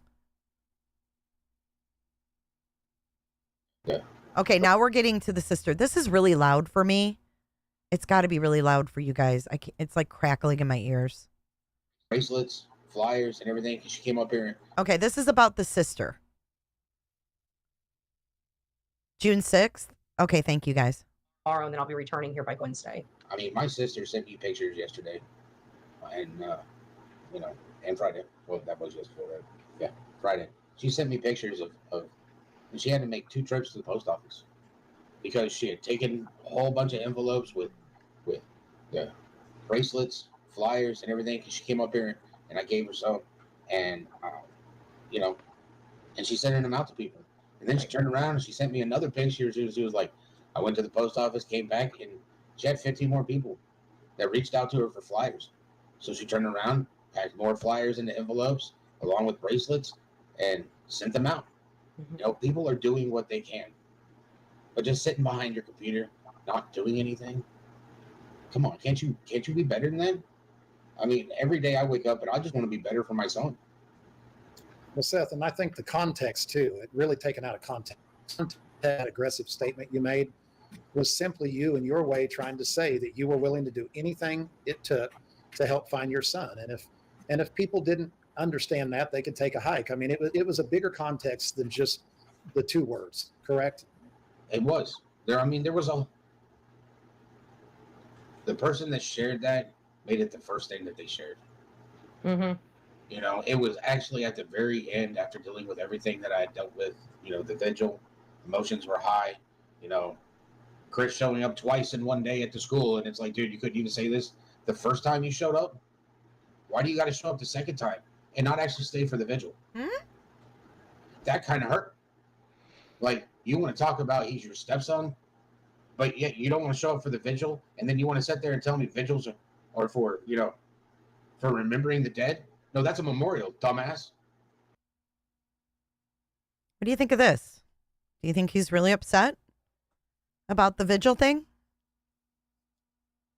Siobhan just upgraded her membership. Oh my God. Yeah, man, I'll tell you what, that dang old internet, man. Click. It's real easy, man. Thank you so much, Siobhan, for your support. Yeah, we've got the sister coming into play.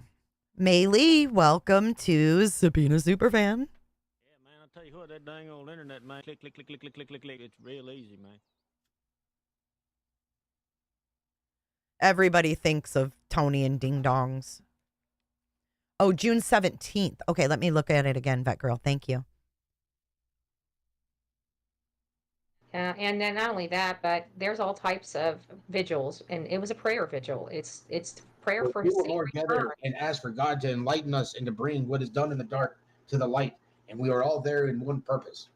We were all there to ask God to bring Sebastian home, to show us where he is, to make sure that he's safe, to make sure that he's being protected by his angels. I am not there to protect him. I am asking God to protect him. And that's what we should do. And everybody that's in the chat, why don't we put some prayer hands, some green hearts up? And I thank everybody in chat. I thank you for coming in this live stream. Let's get some green hearts up. I mean, my apologies that I don't have more information.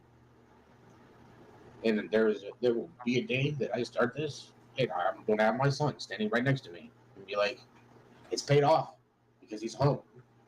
Yeah. And keep him out. I think it's smart. Let him talk. Damn. Yeah, and I think it's smart that you showing his baby photos, letting people know that, he is a child. He's a child that's oh, loved. yeah. I keep showing those baby photos because that's going to bring him home. That, you want him to come home. People need to know that he's human. I feel like some people on social media sometimes feel, it's just it's just something on TV or something on a screen, but this really is a human being that was loved.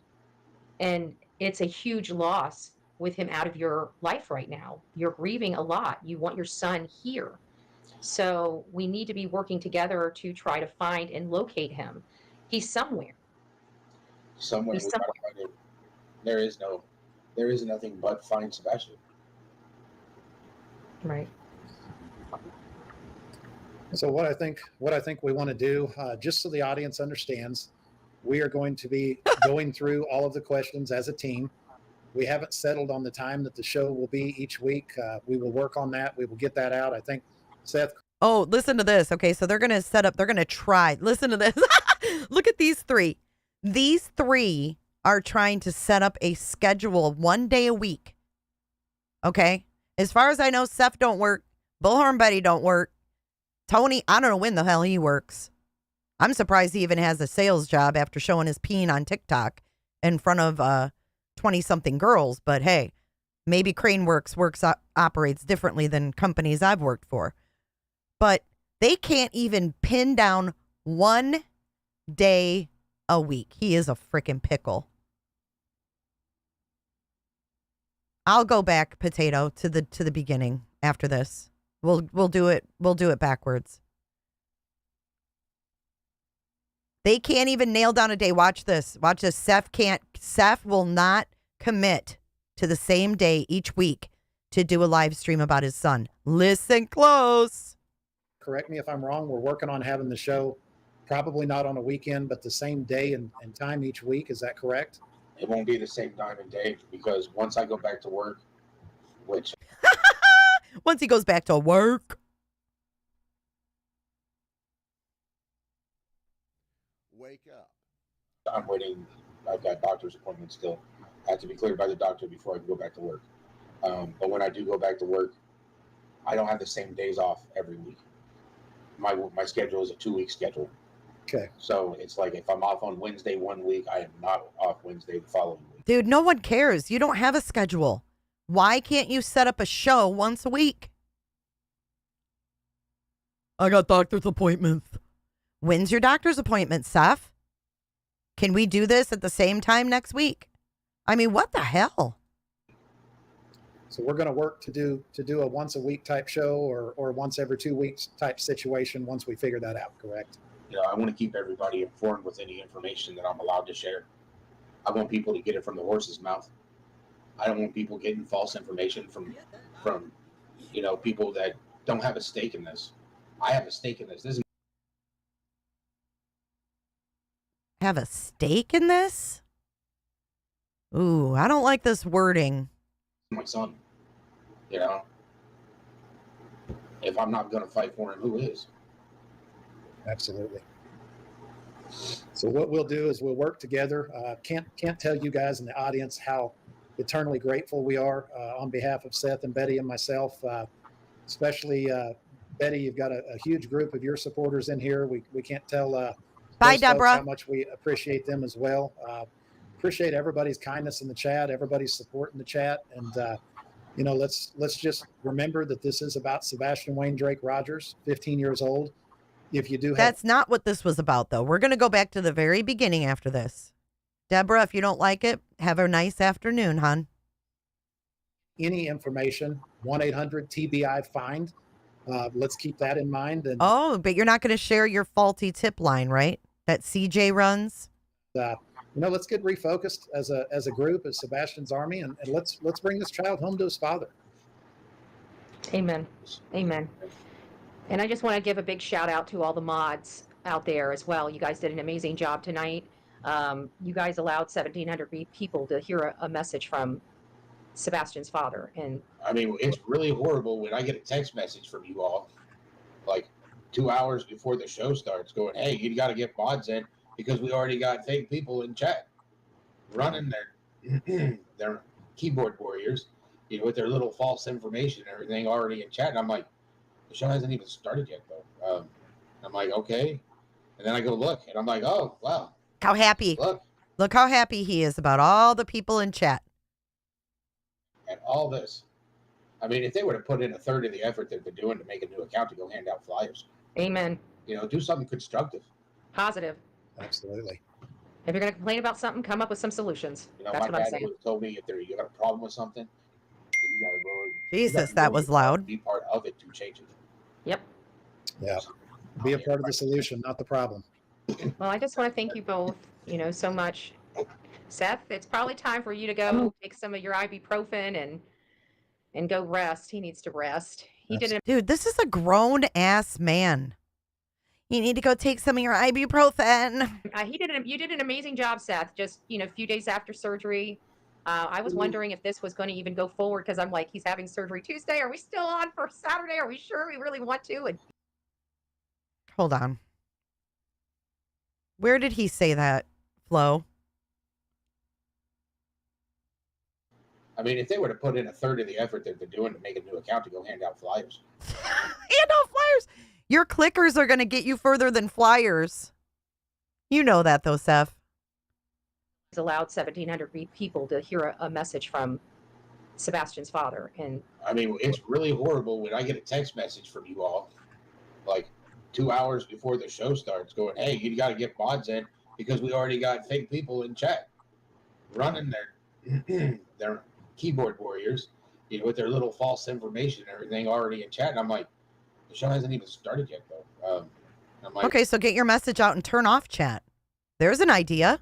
Look at Tony. He loves that there's fake people in that chat. Look at him. Why would that make him smile? The show hasn't even started yet, and there's fake people in chat. Is that mission accomplished, Tony? I see Seth looking a little frustrated here, and Tony smiling. None of these emotions are on point here. These people are not on the same page. Okay. And then I go look, and I'm like, oh, wow. Look at all this. I mean, if they were to put in a third of the effort that they're doing to make a new account to go hand out flyers. Amen. Do something constructive. Positive. Absolutely.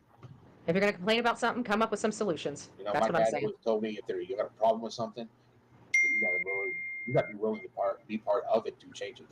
Yep. Yeah. Be a part of the solution, not the problem. Well, I just want to thank you both, so much. Seth, be part of the solution, not the problem. As this dude has a peen slippage and blames it on a woman on YouTube, aka me. Probably time for you to go take some of your ibuprofen and go rest. He needs to rest. You did an amazing job, Seth. Just, a few days after surgery. I was wondering if this was going to even go forward because I'm like, he's having surgery Tuesday. Are we still on for Saturday? Are we sure we really want to? And he wants to talk about his son. Hey, I wanted to take flyers up to the Ludacris concert on the 4th of July. Yeah. All right. Did he say I wanted to, or that he did take flyers to the Ludacris concert? Luda! Yeah. Yeah. Yeah. Who's thinking about the Luda concert? If he went, I saw somebody in chat say, I was at Luda. I didn't see one flyer. Sure, we really want to. Because he's not supposed to drive either, right? Post-surgery. He wants to talk about his son. Hey, I wanted to take flyers up to the Ludacris concert on the 4th of July. Yeah. All right. Surgery is not going to stop me. I mean, no, I won't accept defeat. My son deserves everything that I can give him and then some. Amen. Well, Seth, brother, you got a lot of love here. We love you. Sebastian's Army loves you. And do you want to close us out and tell everybody goodbye? I want to thank everybody. And this is not. Do you hear the doorbell? Goodbye. This is just, I will see you later. Amen. Right. Telling people goodbye. You do that at a funeral. Absolutely. Thank you, everybody. I appreciate it. Sebastian's Army. We will find him. God bless. God bless you guys. Have a great evening. That's how it ended. So I'll go back to the beginning. If you didn't see it, we'll watch from the beginning. And then we'll stop. We're watching it backwards. So we're watching the second half first. And now this is the first when it just began. I didn't know that all of you hadn't seen the pictures and stuff he shared. Oh, yeah, this is disturbing. So Seth Rogers, I forgot about this. I should have started from the beginning. I'm sorry. He starts out this stream with Mission Impossible theme. No, he never showed an Amber Alert, didn't show a recent picture at all. Nothing. Baby pictures. Seth wanted to go see Luda.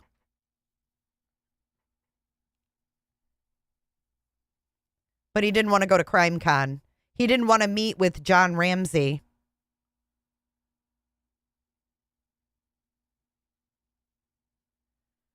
So what do you guys think of what do you think of the Mission Impossible theme? Him starting out this stream with that. Listen.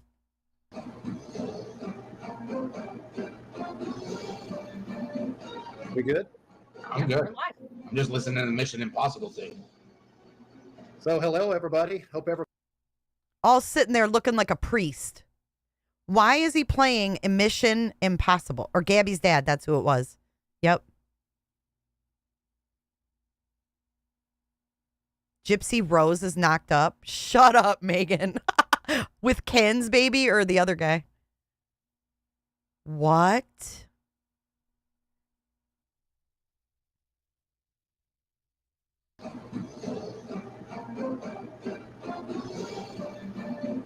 We good? I'm good. I'm just listening to the Mission Impossible thing. So hello, everybody. Hope everybody's doing well. That's weird. Like it's a joke. Yeah, he's smirking. Ken's baby. Yeah, 1,700 in chat, Vet Girl. She said 1,000 in chat. Show that Amber Alert. It would help more than flyers or baby pictures. I love seeing baby pictures of Sebastian, but when we're trying to find Sebastian,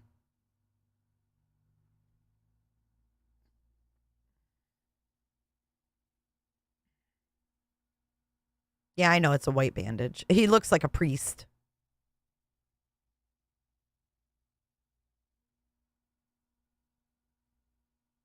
You guys think it's funny? He thinks it's funny. Yeah. Disturbing.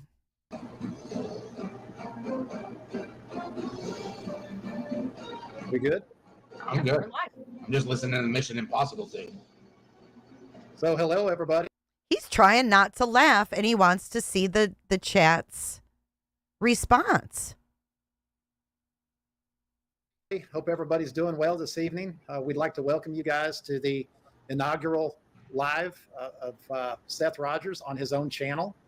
Seth is the father of 15-year-old Sebastian Wayne Drake Rogers, the young man who went missing from Hendersonville, Tennessee. Why would I block you, Molly? On February 26th. So Seth, good evening, first off, sir. And tell us about your channel. Tell us what the purpose is and how this came to be.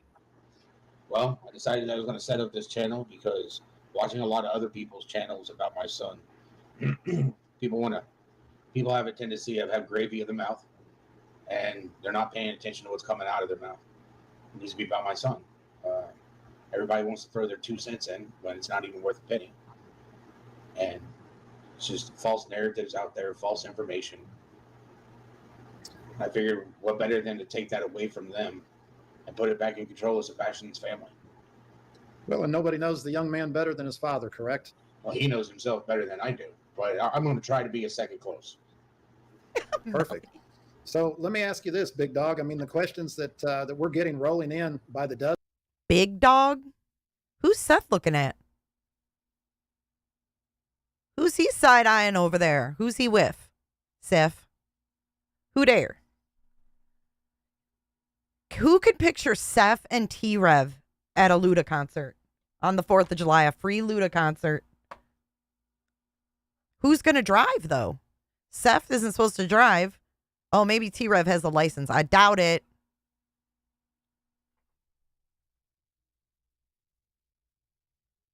Dozens have to do with your surgery, your recovery.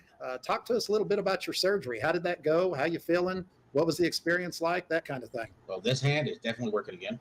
No pain. I'm great. It was like instantaneous when I was done with the surgery. I had no more pain going down into my right arm. So I'm happy about that. I haven't had to take anything except for ibuprofen and a little bit of Aleve since the surgery. So I'm good on that end. I'm tired of having to regulate medicines like my doctor was wanting me to. I'd rather not take them. rather have my multivitamin, my fish oil, my B12, my normal stuff that I take every day. So tell us about that experience of. So we needed to talk about his surgery and verify the medications he's not taking. Waking up on the table. We talked about that a My little bit. throat still hurts. I woke up and I had tubes and stuff shoved down my throat. I was trying to rip them out. I actually got bruises where, they had 3 people on one side of me trying to hold me down when I came out. It was not pleasant. But as soon as they got stuff pulled out of, the tubes and stuff ripped out of my throat, as soon as I was able to start breathing on my own again, I was able to calm down. As soon as I was able to breathe on my own again. So is he saying he was intubated? Huh? I'm confused. Oh, T-Rev has his Power Wheels. Seth won't fit.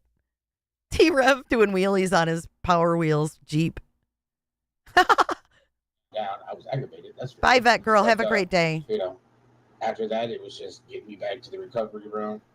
Then making sure my dressing was good, making sure that I could get up and walk around, stuff like that. Within 30 minutes, I was sitting there chomping at the bed trying to get out of the hospital, and they were like, "No, you got to stay here for 3 hours." I'm sure you were quite the minding patient, right? I was an angel, thank you. So tell your audience here, your supporters, what types of things were you not able to do when you were dealing with this shoulder? If he was on a vent, don't you think that would have taken his surgery to like another level? A vent? Everyone gets intubated, but you're breathing on your own. What does he mean? When I got to breathing on my own. So he's saying that he stopped breathing on his own?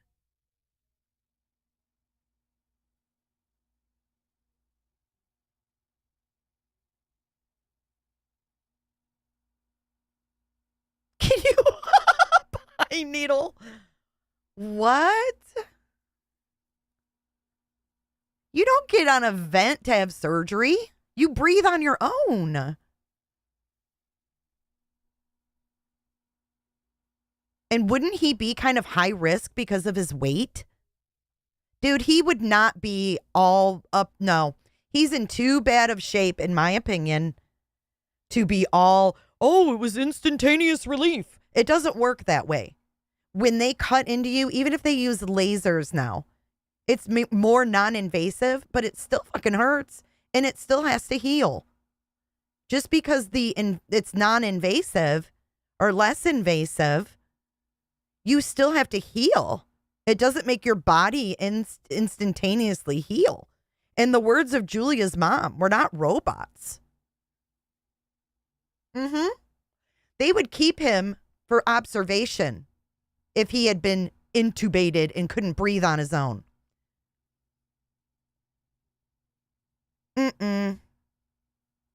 Nope, not buying it. He would be high risk because of his weight and his, look at him.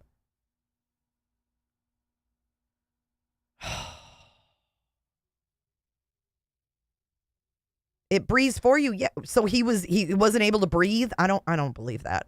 They would have kept him for observation. Nope. I'm not buying it. And he wouldn't be sitting there moving his arm around, putting his arm over his head. He was released within 3 hours, a smoker, obese. Nope. We got nurses in this house, Seth Rogers. One-eyed Flo, he's full of crap. No one waking with a tube, he's a liar. For back surgery, you would be put out cold. It's not a tooth extraction, for fuck's sake.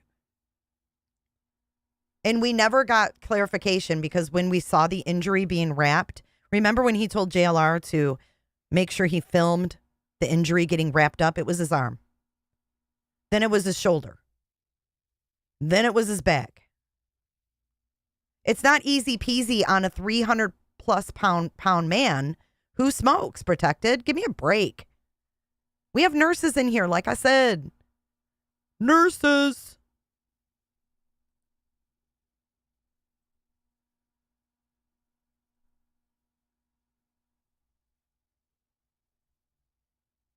Mm-hmm. Thank you, Flobo. Thank you so much.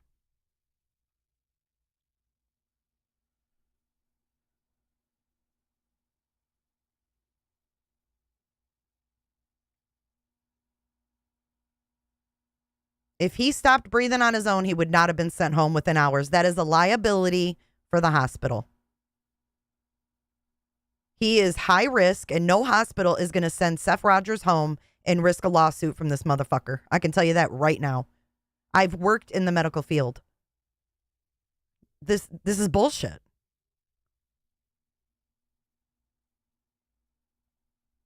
Quite the minding patient, right? I was an angel, thank you. So tell your audience here, your supporters, what types of things were you not able to do when you were dealing with this shoulder pain? I mean, I have an idea. I know what's at the top of the list, but in addition to the obvious, searching for your son. I mean, what are the other things? Look, Protected, I don't know who you are behind that picture, but it's really, just FYI, it's really obvious that you're not just a person that is sick to death of people ragging on Seth, if that's how you see it. Yeah, he is high risk. I've seen people not even be able to have knee replacement because of their health. Protected, you're more than welcome to watch other streams. If you think I'm low, I don't even know why you're here. That's really an insult. I'm speaking the truth. I'm taking his words. He said he couldn't breathe on his own, and when he started breathing on his own, blah, blah, blah.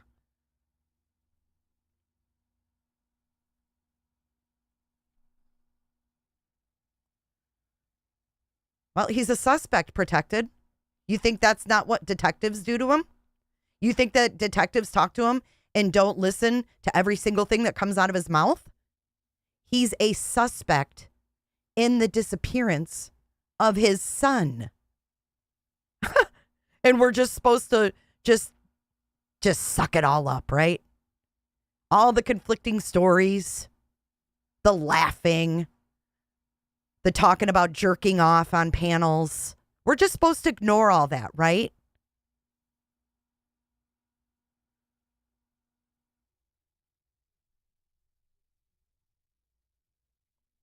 I'm telling you the truth. No hospital is going to risk a liability like a man in this condition.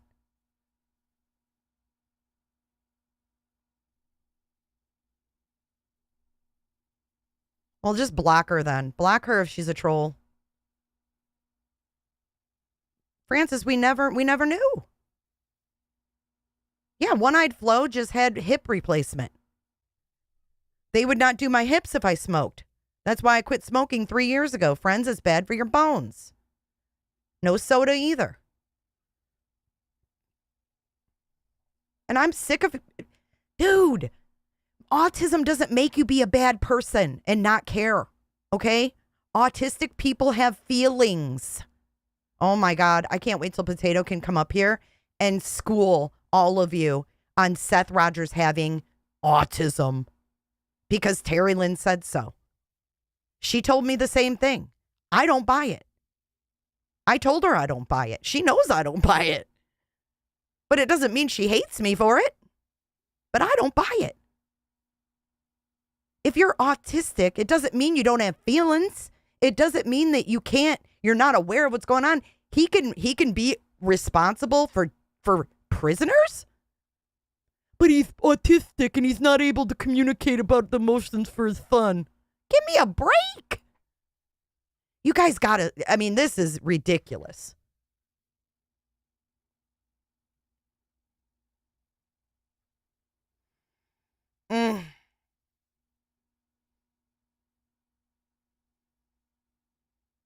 He's well aware of what's going on.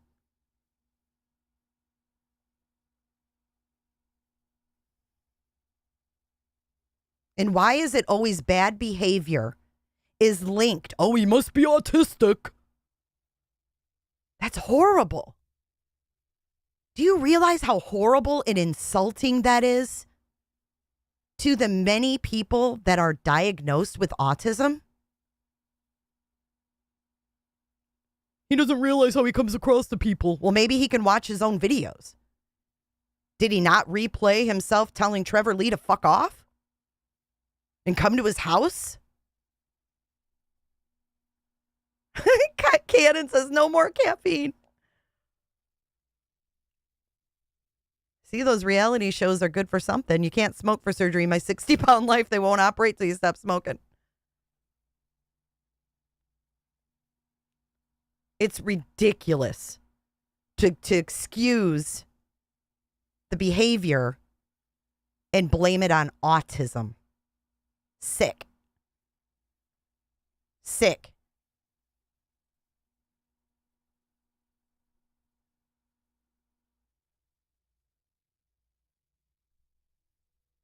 I'm seeing all your comments. My son in Canada had shoulder surgery, 3 small cuts, and was in a sling for 4 weeks.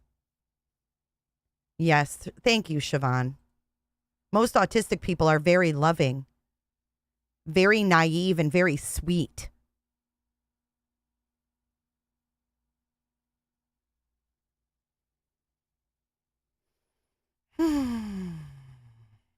Sure sounds like it, Angela. You're awfully defensive of Seth Rogers. And that's weird to me because he's a suspect in the disappearance of Sebastian. Yeah, he cried about Katie. He sure did. Unless that was an act. Who knows? He's not a very good actor. Good morning, Pearl. Maybe if he wasn't busted watching Mission Impossible clips during the show about his son, he could be taken more seriously. Amen. Bing bong. Yep, that's the same crap Smoke pulled. I'm autistic and he made fun. Stop. It's always when there's bad behavior that is exposed, the autism word comes in. Stop. Oh, no, not everyone. I'm not a suspect. I can tell you that. I'm not a suspect, Angela. Are you?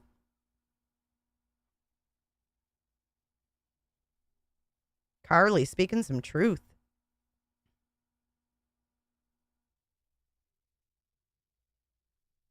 It's not just this. This is just adding to the list. All right, let's keep watching. Let's continue. Is that you miss doing that you're going to be able to get back to doing now that you're out of pain? Besides back to looking for my son, because I was under doctor's orders, I wasn't allowed to drive. A lot of people don't realize that I was not allowed to drive. So every time I drove somewhere, I had to have somebody come pick me up. And it was not one of the, I don't like having to wait on people to do stuff. I've always been a person that just relies on myself. So relying on other people is extremely hard for me. Can't wait till I can actually ride my motorcycle again. I mean, it's one thing to be in pain, and at the beginning it was okay, but like a 10-minute I can't wait to ride my motorcycle again. Get the hell out of here, dude. Angela, I'm not trying to come at you. I'm sorry. I'm sorry if you take it that way. I'm very, very passionate about this because I want to see the defense of Sebastian like I see for Seth. I want to see that defense of Sebastian. Because in all seriousness, in 3 years, Sebastian would be an adult. With a voice of his own, with the freedom to do what he wanted to do in 3 years, legally.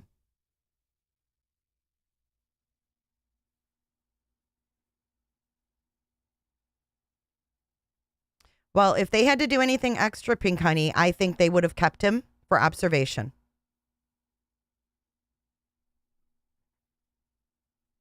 Yep. Can't wait. I don't even think, if my kid was missing and I didn't know where they were for 4 months, I don't think I would be looking forward to anything.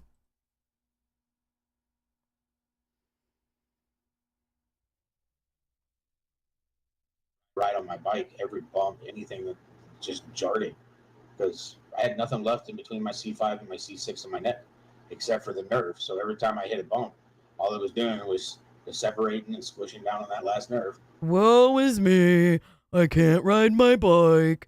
because it was squishing down on my nerve. Meanwhile, where's your son? Is he hungry? Is he cold? Is he scared? Is he alive? Is he clothed? Fuck your bike and fuck your back. There, I said it. And that's why you didn't ride your motorcycle at the vigil, correct? Yep. I couldn't. I mean, that's an hour and 15 minutes, depending on traffic, just to get down there, plus then to ride back while we waited and everything, or else I would have been on my bike. Yeah. Anything else? Anything else you missed doing? You went to the shooting range a lot, right? I used to before all this happened. And yeah, no, shooting was not a task or activity that I could enjoy. So I'll be hitting the range again, making sure I'm still up to par. Very nice. Very nice. You know, well, I know fishing. I couldn't go fishing. I couldn't do a lot of things. Like What? I couldn't go fishing. I couldn't do a lot. Fuck, you're fishing? How is fishing ever going to be the same without your son? Why would you even want to fish without him? Oh, yes, princess. I'm saying GoFundMe for the toe. Yep, I stubbed my pinky toe. Can I get in on that? I'm sick. I am sick. Mm-mm. I mean, even simple maintenance, like washing my truck was not something that I could do. Cleaning my house was a pain in my hindquarters. There was just a lot of things I couldn't do. Yeah, so Seth, I mean, obviously the big reason people are coming to your channel, other than to support you looking for your son, is, these folks are hoping to see a little more about Sebastian. They want to learn about who Sebastian is. They want to see things from you, the father, that they can't see on any other channel. So I understand that you've got some pics, some video that you're going to share with the audience, and you're going to explain to them what these pictures mean to you and what the story behind the pictures is. Is that correct? I've got some pictures that I'm willing to share currently. I mean, a lot of people don't. This is all I have left of my son. I have some pictures I'm willing to share currently. So he's holding out. He's holding out pictures of Sebastian. Why? You know what I'd do? I'd make a big old fucking slideshow of the hundreds, if not thousands, of photos that I have of my child.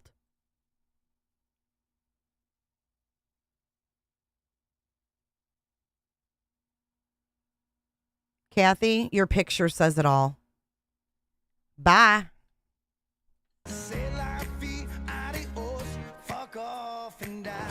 If you tell me that I'm sick, you're not here for Sebastian, so you can hit the road. This is guys where you see the true colors. This is where you see the true colors. The ones that are here for Sebastian would not be mad about what I just said. You're more worried about Seth C2 and C3 than whether Sebastian's alive or dead, clothed or not, how he's being treated, if he's hungry, if he's thirsty, if he's cold, if he's hot.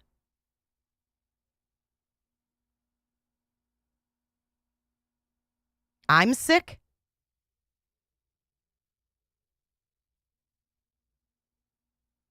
Oh. Sick as in ill? No, I never said that. What are you talking about?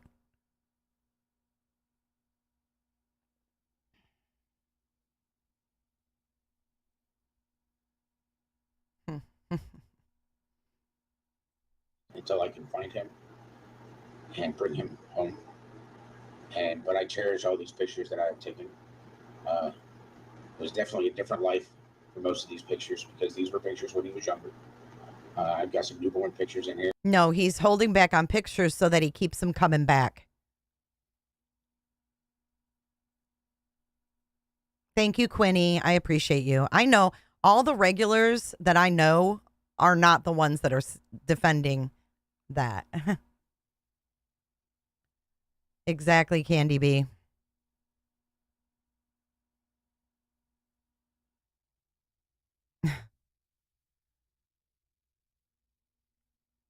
Oh, I'm sure. It's TikTok Tony's people. It's Betty's people. This is how you weed out the trash. My mods know what to do. We get them on the block list, and that's where they stay.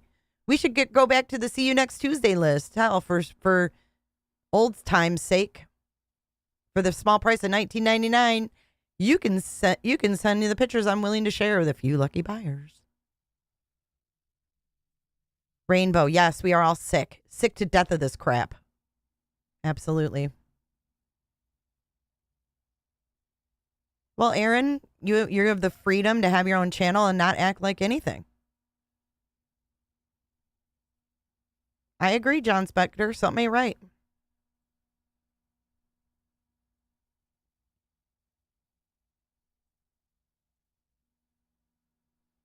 I don't know, Cheryl.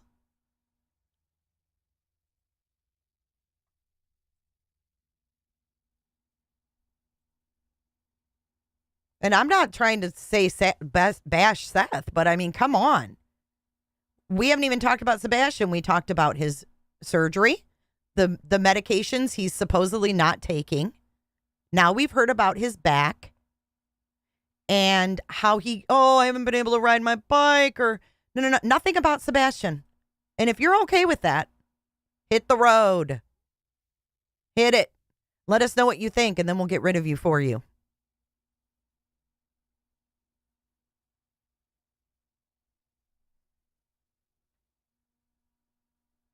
Truth Not Feelings page is gone. Wasn't he just live this morning? Dude, what? Are you kidding me, Lulu? You're going to go make me look? Why would people all of a sudden delete their YouTube? What's going on over here, guys? What's going on these streets? I'm going to verify this before it gets out of control.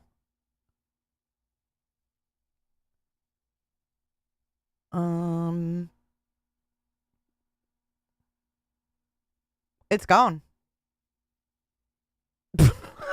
Oh my God. What is God Almighty? God Almighty.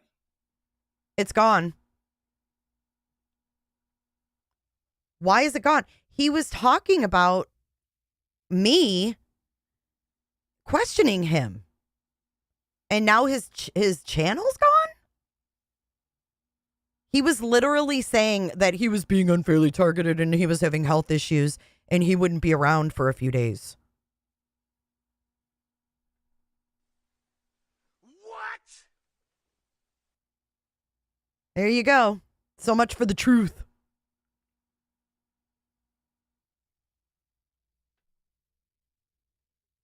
Mm-mm-mm.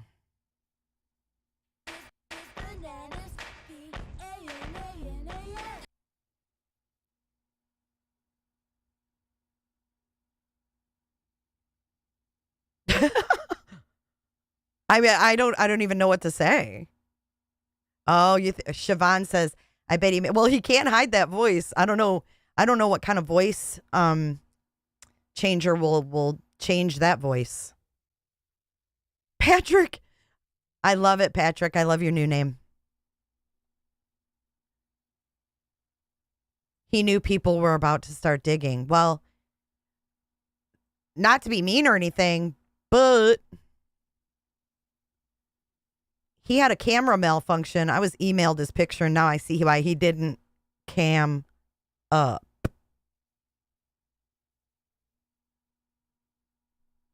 I'm sexy and I know it. I work out. Voices can be deceiving, and I'll just leave that there. Legit people don't come on the scene May 4th into a messy case, know everything about it, get all the info, yell at women, take sides, 2 months into being on a new platform. Nope.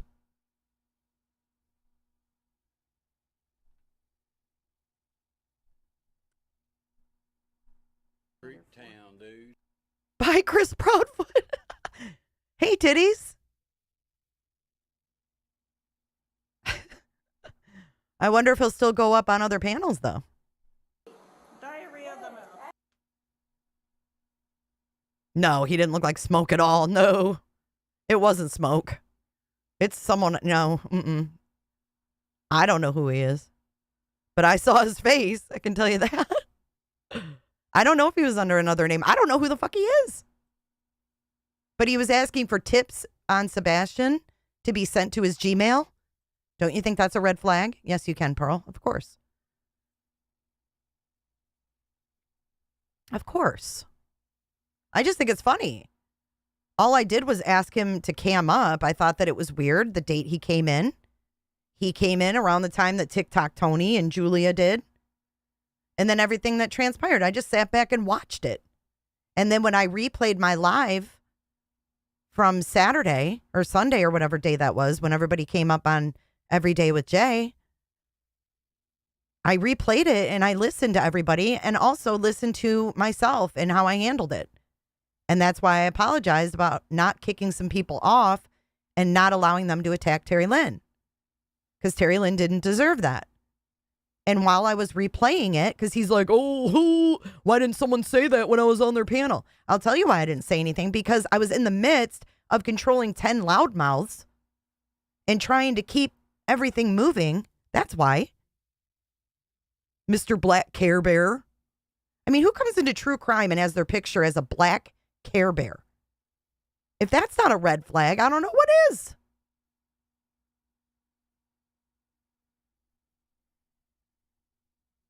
Yeah. Good riddance. Just be careful out there, guys. The ones that have been around, even if you don't like them, at least you know they're real. You know, I hear Dolly get a lot of crap, but you know what? He shows his face on every stream. He doesn't hide what he's doing. You may not like him, but at least he's who he says he is.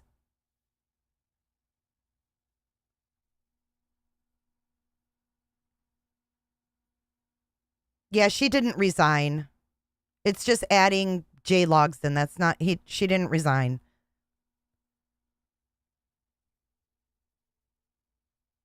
I mean, shit, I would direct you to Dolly before I would someone with a black Care Bear who's never showed his face. Be careful. Be careful. Dolly makes me laugh too. But I'm just saying. Don't put those stupid roosters in here, please.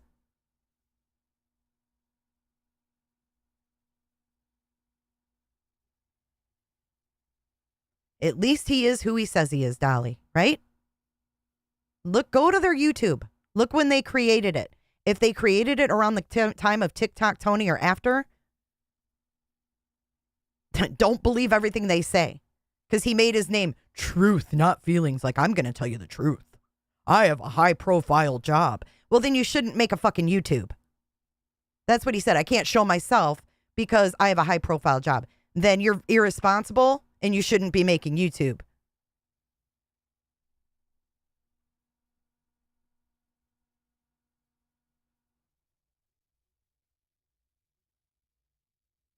Well, if you don't know who it is, then don't even worry about it. Because his channel's gone. He went the F off on Brooks from Crime and Lies on her panel. Called her everything but a white woman. Nice. Nice guy. He had a post on where? What do you mean? His channel's gone.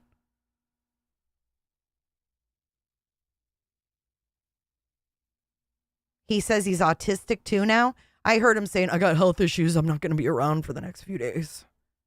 When the kitchen gets hot, guys, when the kitchen gets hot, that's when you start to see these people fucking skedaddle like little ants. And you know what? I'm sick of it because this is my community too. And I don't appreciate some dude coming in playing games. Yelling at women. We don't need that. No Fed is going to come in here and be verbally abusive to women. There's no way in hell. Don't excuse it by saying he's a Fed. Objection.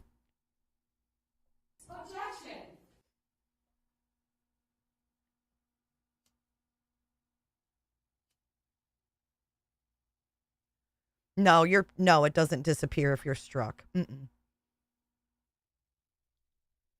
He was live from the, see, here we go. Hospital. Come on. Fuck directly off. I'm moving on from that. Just another one. Just like smoke. I deleted my YouTube.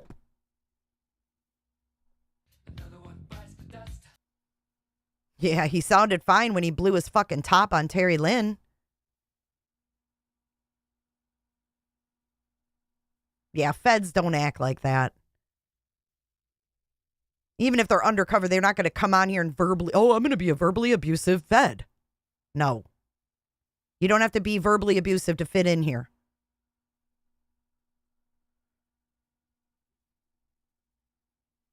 All right, let's keep going on Seth's video. I've got pictures of him still in the hospital, like less than 24 hours old. Like, I try to take pictures of him all the time. When he was younger, I try to take pictures. A lot of people don't know that the picture of him on the shirts, I took that picture the weekend that I had him last. And that was the last picture that I got to take of my son. And I got to take that when we went out to eat. Well, brother, I can tell you, you've got a massive army in here with you, supporting you tonight. We feel you. We're with you. We're shedding tears with you. We got your back. Let's light up the chat with those green hearts, and let's get to looking at these pictures so we can get everybody refocused on what all this is about, which is finding your son. It's about knowing Sebastian somewhat more than y'all do. I've seen some of the videos, like the Christmas videos that I showed. I haven't even let all of those. Phones back then didn't record like they do now. So, but wow, these are some of the pictures I have of him, and him in his crib with a little baby.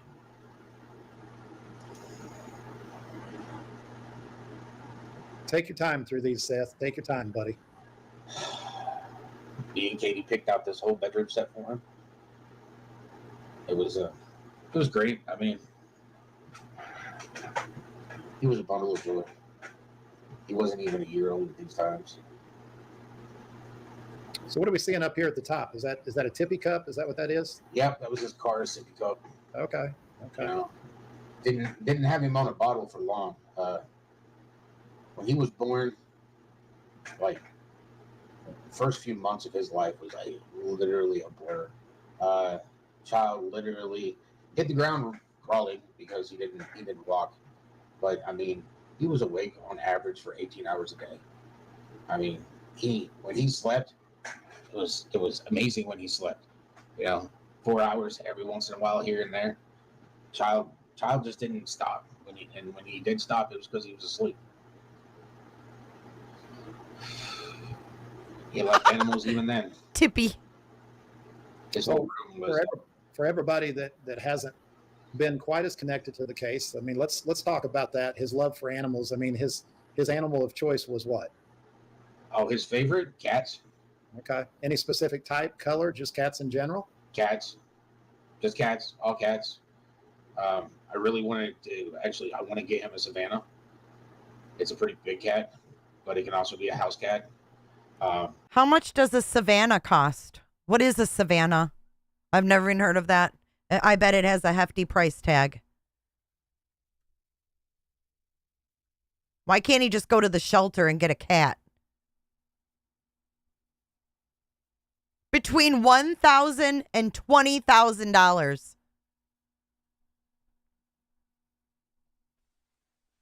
What?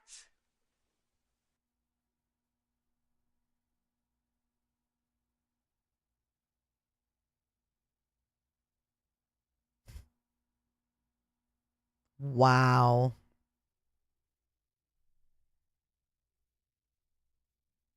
So people are going to want to donate towards the Savannah. Me, I'm a fan of dogs. I don't mind cats. It just means an extra pill I have to take every day, depending on their dander supply. But he really likes cats. I haven't found an animal that he really doesn't like. I mean, he got bit in the face by a dog and had to have 7 stitches in his face, and he still wasn't scared of dogs. So he got his face bit as a child, as a young child, by a dog, and he wasn't afraid of dogs, but he's scared of fire ants. So he'd never go barefoot. What? Make it make sense.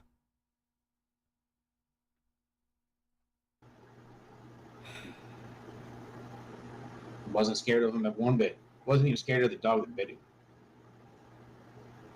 He had no fear of animals. Kind of just understood. But his whole room was a lion, like jungle theme. So he had giraffes, turtles. He had a huge lion, gold with mane. He slept with that thing.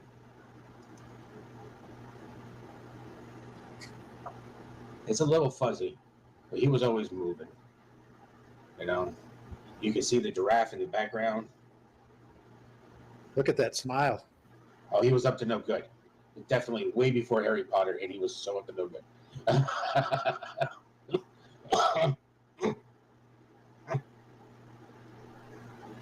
But can we watch that part again? And I'm not trying to nitpick, but he's moving his neck around just fine. Watch that again. Look at that smile. Oh, he was up to no good. Definitely way before Harry Potter, and he was so up to no good. What?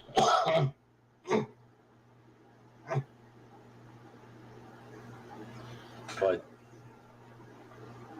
he goes from having pain to going, but who else thinks this is faked? Or exaggerated? How about we say exaggerated?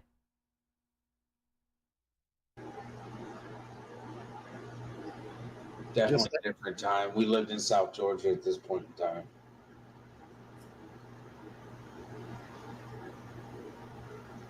This is about the time that Uncle Taco's daughter would be watching Sebastian.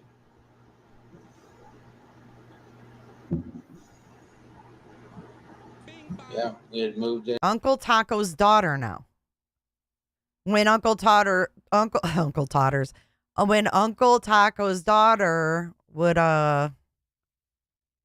babysit him. Where were you, Seth? You didn't have a job. Why'd she babysit him?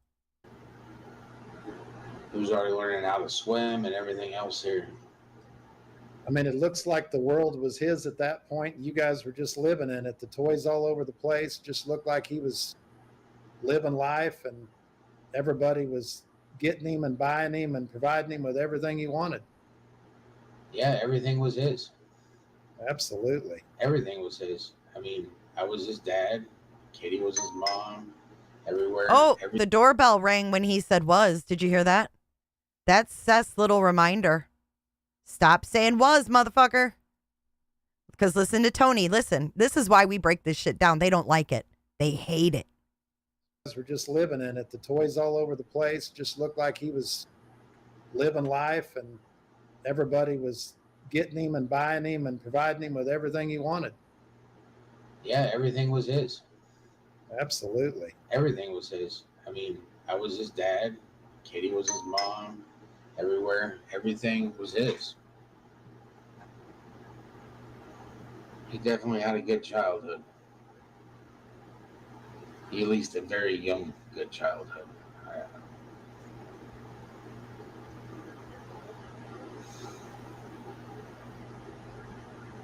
Me and him used to sit there and we would dance around this whole place, because right back here, that right there is like a divider wall between the kitchen, living room, and then on the other side was our dining room, our eat-in area, which was also extended part. But there was that divider wall, and you could walk around that whole thing. We'd sit there and play music and just dance around the whole house. I mean, the kid loved to dance. So how old is he in this picture? How old was he when he started walking? You know, just to give the audience kind of a reference point. He's 2 in this picture. Okay. He started walking at about a year and a half. Okay. He was crawling at I want to say 4 months. He was crawling, less than 4 months. Less than 4 months he was crawling? But we're expected to believe he was delayed? Dude. Huh?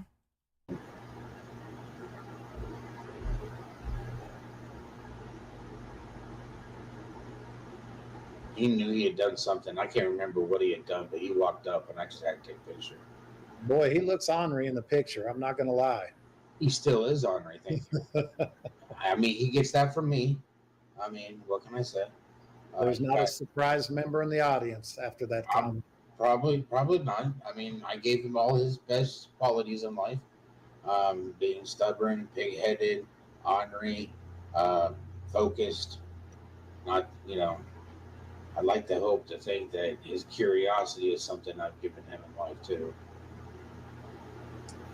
Because he definitely likes to learn. But it's got to be his way. He's got to learn his way.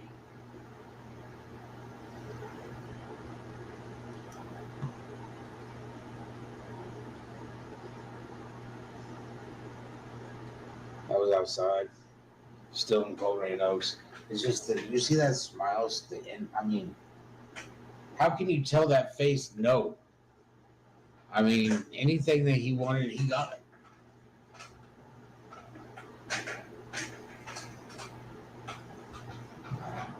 You can't read too much into a picture, but a picture is worth 1,000 words, and he truly looks loved in that picture.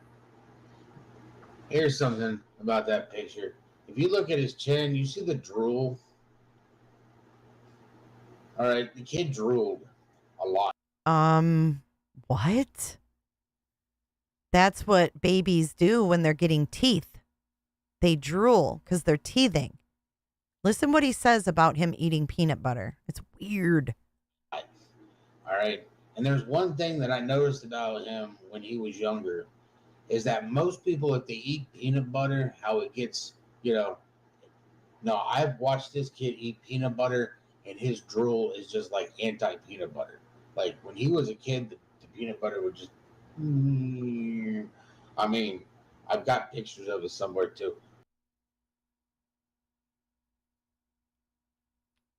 What'd they do? Shove peanut butter in his mouth? What do you do? Shove peanut butter in his mouth to get him to stop crying? Who gives babies peanut butter like that? They could choke. They could choke on that. The fuck? Did you like the sound effect too? This is weird. All right, the kid drooled a lot. All right. And there's one thing that I noticed about him when he was younger is that most people, if they eat peanut butter, how it gets, no, I've watched this kid eat peanut butter and his drool is just like anti-peanut butter. Like when he was a kid, the peanut butter would just, I mean, I've got pictures of it somewhere too, but it would never, kid loves peanut butter and jelly sandwiches. And then, started getting him to drink coffee at a later age. And then I introduced him into toasted peanut butter and jelly sandwiches and coffee. It's a great breakfast. I mean, it's probably not the healthiest thing in the world, but it's better than just a cup of coffee. Man, this kid thought it was the cream of the crop when I toasted peanut butter and jelly sandwiches. It was my Aunt Sharon that literally taught me about toasted peanut butter and jelly sandwiches. And I learned those when I want to say 15 when she taught me about those. I mean, that was several decades ago, but we're not going there. Yeah, Seth, a lot of people don't know that you and I grew up 15 minutes apart. Of course, the part of the country that we grew up in, I mean, we figured out a lot of good things to do with peanut butter. We had peanut butter and jelly, toasted peanut butter and jelly, peanut butter and banana. I mean, we did it all. Peanut butter and marshmallow, just peanut butter and butter. I mean, Yeah. I mean, like sometimes When he said that, does anybody think of like when you give a dog peanut butter? You know how you give a dog peanut butter and they're like, it's really mean to do, honestly. But if you give a dog peanut butter, they're like,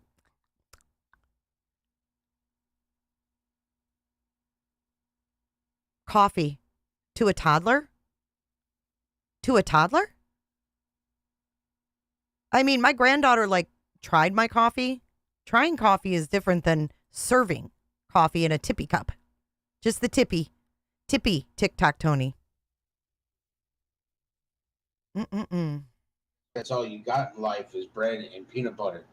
Yeah, You know, peanut butter and Rice Krispies. You can make plenty of stuff with peanut butter. It's like having flour.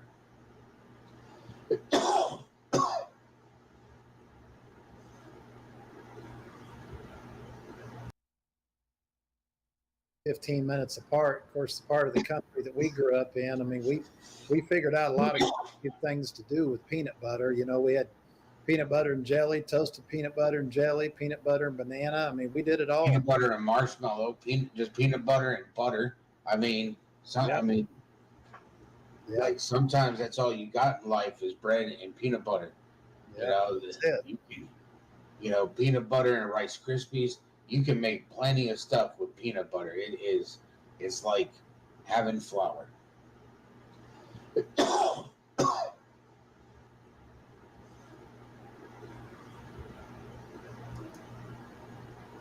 wow. Yeah, he was no longer in the crib, that's for sure. But he had his own little car's bed.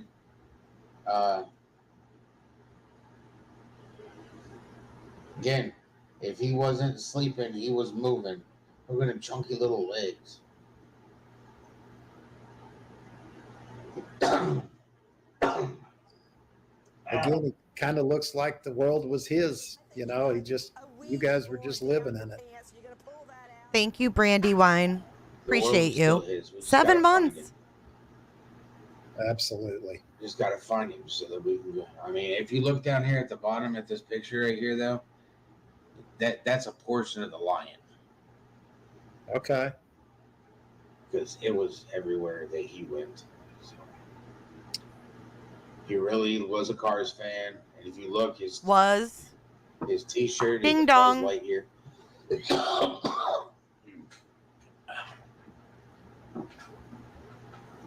Come on. So when he would not be able to freely move like that. He's not wincing any other time. That's a portion of the lion. Okay. Because it was everywhere that he went. So he really was a Cars fan, and if you look, his T-shirt is a Buzz Lightyear.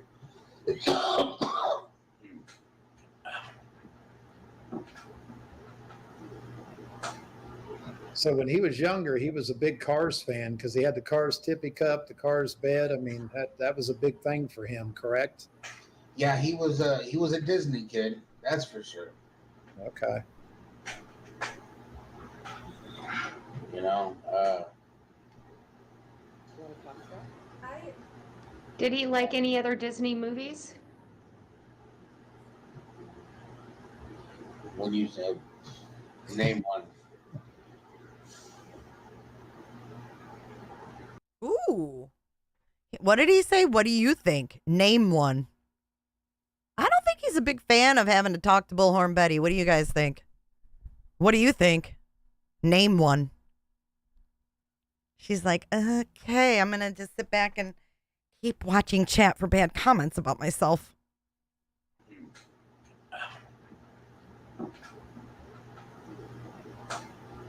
So when he was younger, he was a big Cars fan because he had the Cars tippy cup, the Cars bed. I mean, that was a big thing for him, correct? Yeah, he was a Disney kid, that's for sure. Okay. You know, Did he like any other Disney movies? when you said name one.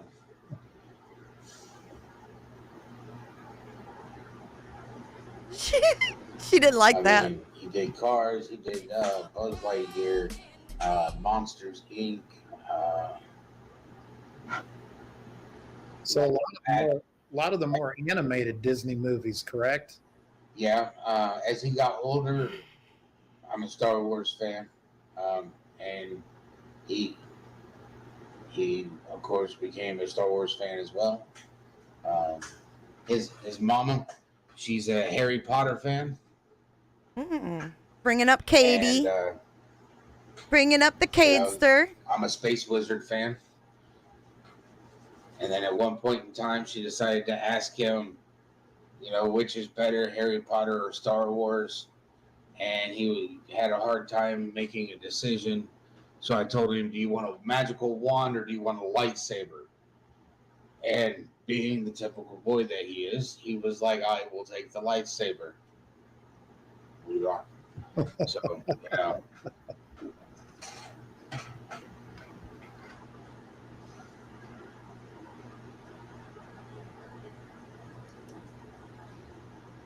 Oh boy. Blackmail pictures. Some of these these pictures are not in chronological order. Leave my retro 80s table and chairs out of it.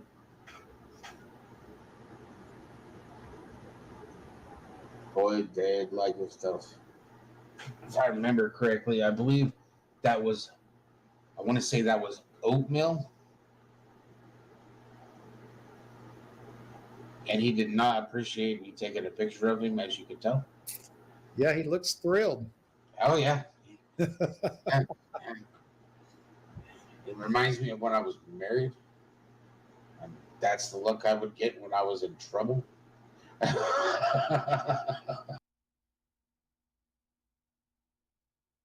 I just don't find this comical or cute. It looks like peanut butter, Sen, doesn't it?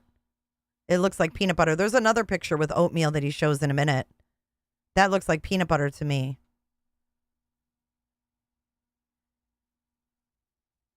Notice how it hurts so much, but he's got no water to drink. Nothing would hurt more on a sore, post-intubated throat than a dry throat. You'd have something in your mouth, like a cough drop, if you will. You want a cough drop? Yep, I think he's rewriting history.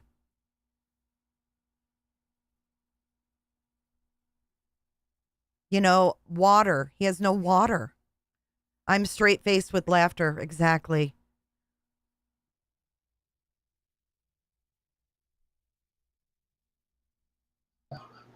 He says that's how I would look if I was in trouble. So is he saying Sebastian was in trouble here? Hold on. Why would this baby ever be in trouble? And he's really giving him kind of an evil look. Listen what he says and laughs. Was this baby in trouble? No, it looks like peanut butter to me. It does not look red by any stretch of the imagination. Some of these these pictures are not in chronological order. Wait, hold on. Leave my Hey, Rainbow, don't say that to TikTok Tony, okay? That's a dangerous combination right there. retro 80s table and chairs out of it.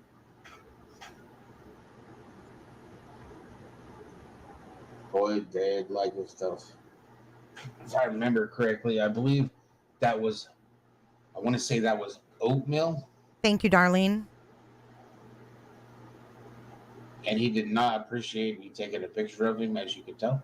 He didn't appreciate. Yeah, he looks thrilled. Oh, yeah. And it reminds me of when I was married. And that's the look I would get when I was in trouble. Oh, that's the look he would get when he was in trouble. Got it. Got it.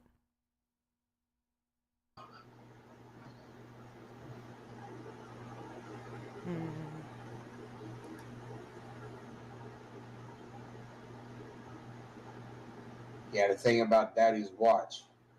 So I gave it to him once, and needless to say, That was him showing me the last time I ever found my watch. Because after this, I never found it again. That old dad wrapped around his finger, didn't he? Yes, he does. He still does. I mean, yes, he did then. He does now. I mean, Thank you, Brandy. Thank you, One-Eyed Flo. he's everything that makes me who I am. Thank you so much.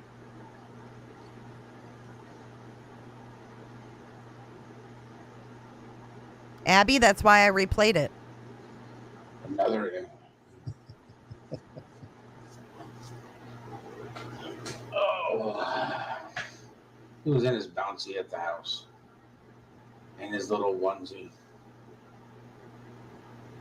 He was a big boy. Thank you so much, Yeah, Island. he was a little chunk there, wasn't he? Yeah, if you look at him now, you'd never known how chunky he was as a kid, as an infant. Absolutely. Boy is like, I mean, there's a Mexican restaurant we go to here in Clarksville. They serve literally chicken burritos that are like this big. They're the whole size of the platter, and he'll eat a whole one. He'll eat all of it, and then he'll eat the chips, and then he'll be like, "Can we have dessert?" And I'm like, "Yeah, sure." Like, well, I don't know where he puts it all. I know where I put it, Annie? But I don't know where he puts it all. We're going to give him credit that he looks chunky because he's got horizontal stripes on, right? No. This was his first birthday.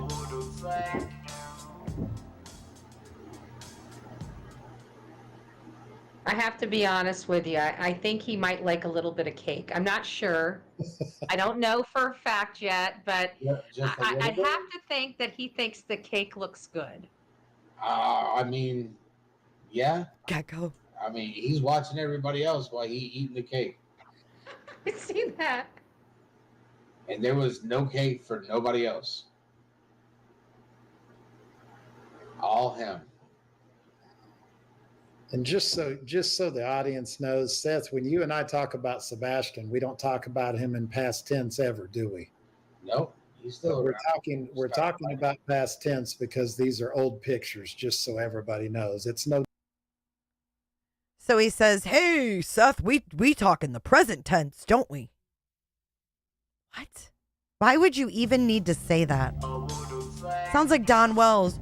Well, I get a lot of shit because, people say I talk in the past tense and all. And I don't mean it like that. Same bullshit. It's like a script from Don Wells.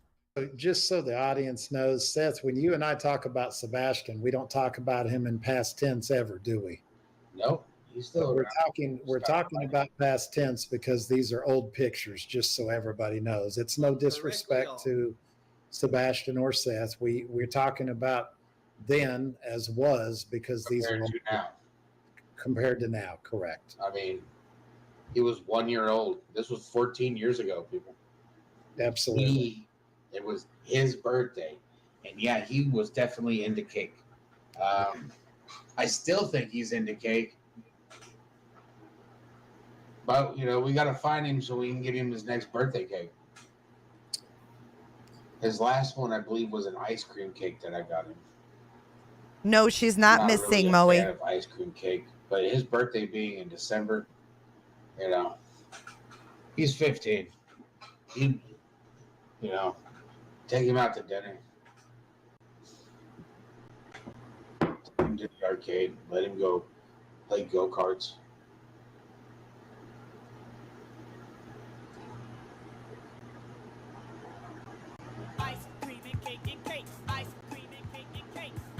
One day old. Holy cow. See, he hadn't even been breathing oxygen for 24 hours yet. This is still in the hospital.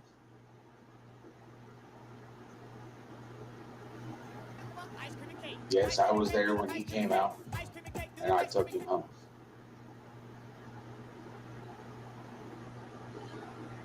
How do you feel when you're looking at these pictures, Seth? Do you feel happy? Do you feel sad? Do you feel a bundle of emotions? Is it all the above?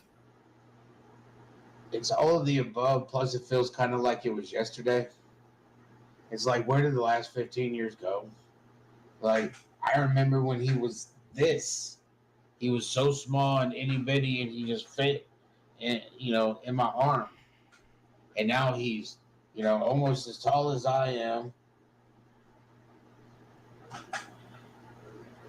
It's just, where did all the time go?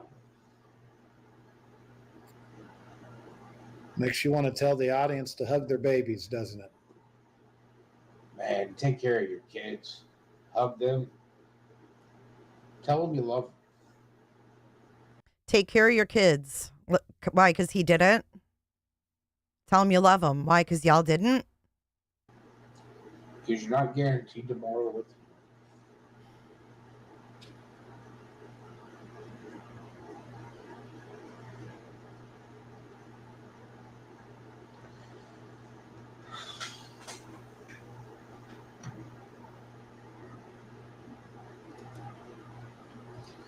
Back to his favorite thing, cake.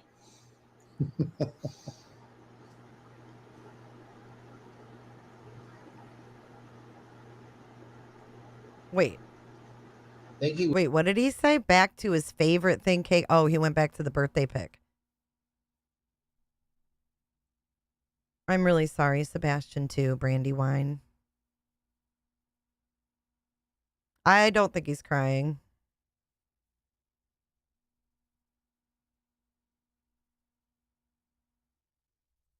Why doesn't he have any current pictures, though? Don't you guys think that's weird? That he wouldn't have any current pictures? Very few have we seen. He had a couple. Was it on the thumbnail for this live? Or was that a dragon? I can't remember. All right. Hang on. Let's get back to this because we've got one more video to watch. It's not long though.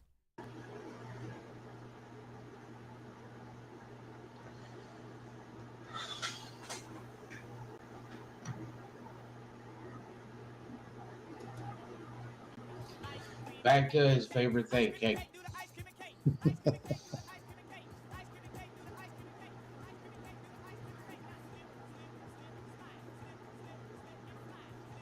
I think he was wearing more of it than he had actually eaten it. I'm just saying. And he doesn't look in trouble either. He looks like that you guys were fine with it. I was told that I wasn't allowed to smash his face in the cake. I was trying to give him all the cake. Don't ever smash a baby's face in a cake. Don't ever do that to a 1-year-old. It's not called a smash cake because you put their freaking face in it. It's a smash cake because they get to smash it with their little hands and do what they want. So he wanted to put Sebastian's face in the cake and Katie told him no. Good for her. Good for you, Katie. You did what you could, I feel. I don't think he needs to. I think he looks like he got. He did a pretty good job. He did a pretty good job. Nothing's ever positive, man. Just saying. And he doesn't look in trouble either. He looks like that you guys were fine with it. I was told that I wasn't allowed to smash his face in the cake. I was trying to give him all the cake. I don't think he needs to. I think he looks like he got. He did a pretty good job. I think he did a really good job there. Yeah. Yeah, he didn't need any help at all. I think he's got a couple spots right here around the nose. I mean, that are missing. I think the reason his mouth was open is that there was cake and icing stuck in his nose. I mean, he was just trying to breathe. Oh. Wait, what was the door about? Look at Betty's laughing. Why was there a doorbell? Did he use past tense again? Let's go back. At all. I think he's got a couple spots right here around the nose. I mean, that are missing. I think the reason his mouth was open is that there was cake and icing stuck in his nose. I mean, he was just trying to breathe. He was just trying to breathe? If you knew he had cake up his nose, why didn't you wipe it? What are you talking about? Why do you take a picture while your child can't breathe? This is weird. I want this to be crystal clear.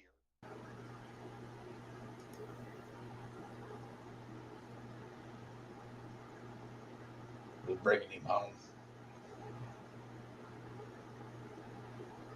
So this was on the way home from the hospital. Yep.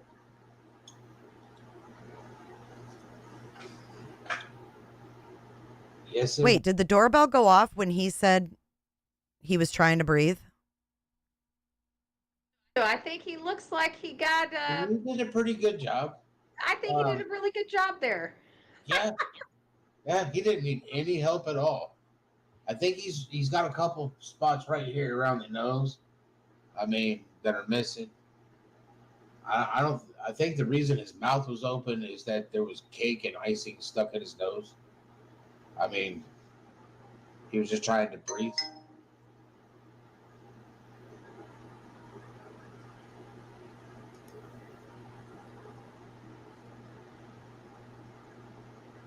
We're bringing him home. This looks like a baby doll. Damn, he looks like one of those Be Real dolls. Look at him. Doesn't he? He literally looks like a baby doll.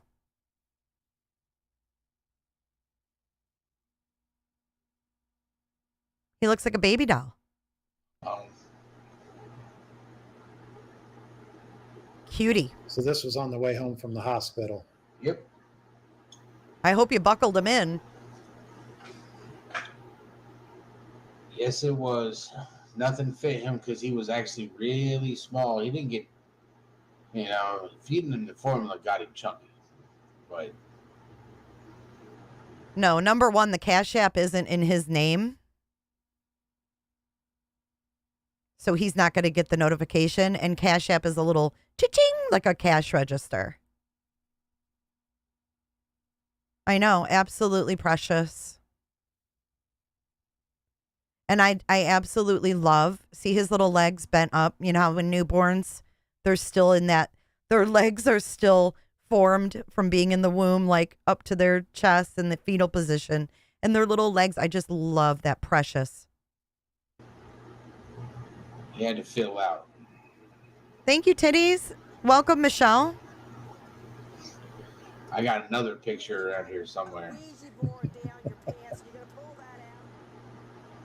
You look at a fat belly. He's with Mama there, correct?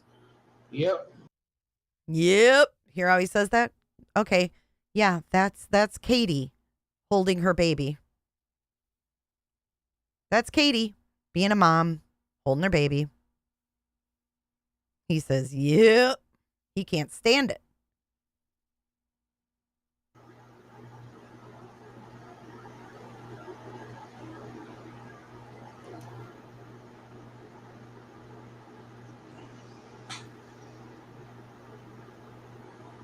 He's got piercing eyes.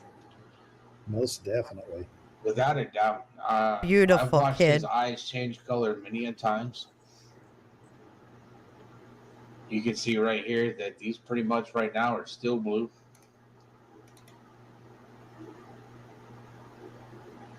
I know. I wish Tony would keep his hands visible where everybody can see them after the last stint. When he looks at you, he looks through you, deep into your soul. Like, really? Is that how we're going to play this game? That's how he gets what he wants. Yeah, pretty much. He's like, see this pinky? You know you're supposed to be wrapped around it, right?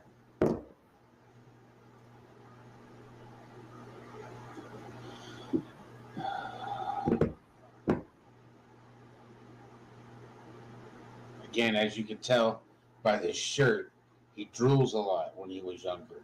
I mean, literally, the kid drooled a lot.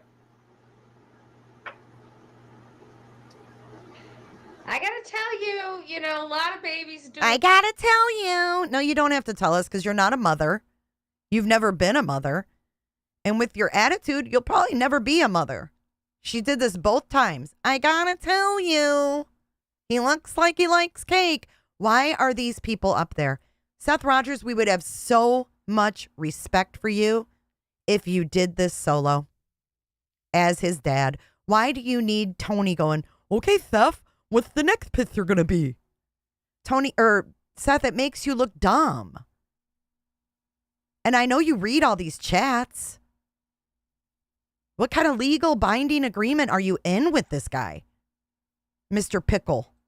I asked my mom because she said the same thing. Oh, Lord. This is where she says her mom wanted to put a bonnet on her face. Oops, I mean her head. Except my hair did not lay as flat as your son's. It stuck up that she was so embarrassed she put a bonnet over my head. So...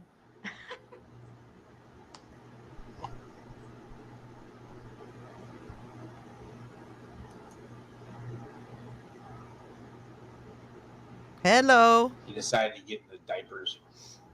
Wow, is that what that is? All of this up here? Yeah, he got into the stack of diapers. Did he get in trouble for getting into the stack of diapers? And that's his lion over to the side, correct? Yep, that's his lion. Then he had his little monkey rug.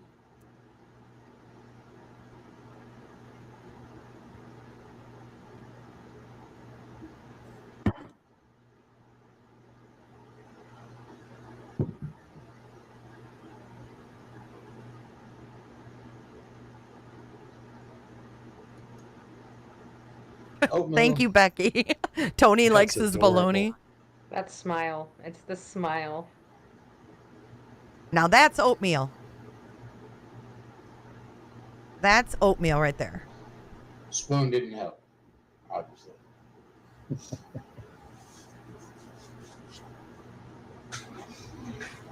Maggie, he does.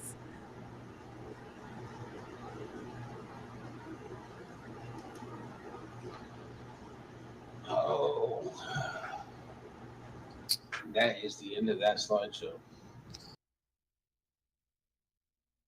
See, he's gotten used to using the left arm. All of this up here? Yeah, he got... See how he's doing the same shit with the left arm now? It's not the right arm. It's the left arm. The stack of diapers. And that's his lion over to the side, correct? Yep, that's his lion. Then he had his little monkey rug. Glenda, was that who that was?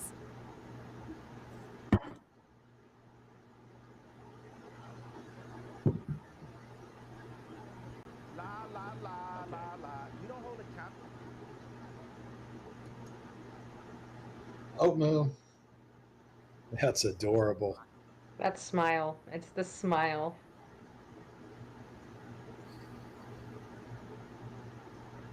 It's the smile as she looks at her phone. No, it's not just the smile, Betty. It's everything about him. It's not just, it's the smile. Like, she's just saying shit to say it. Spoon didn't help, obviously.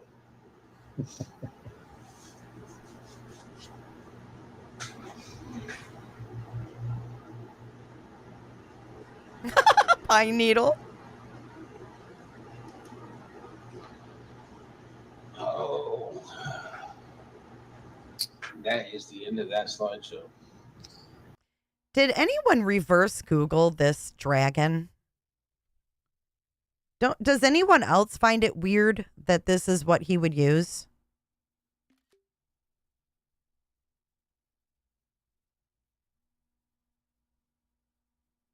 I mean, Sebastian liked kitties and doggies and puppies, right? Why is there a dragon? Because it's green? I mean, people say, are you reading into too much, Jay? Well, if I make a slideshow of my son and I deliberately put a dragon in the beginning and end of it, there's got to be a reason for it. I love you, Mama. I love you, puppies.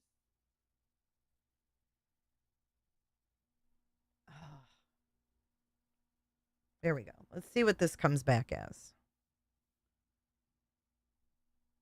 Fandom.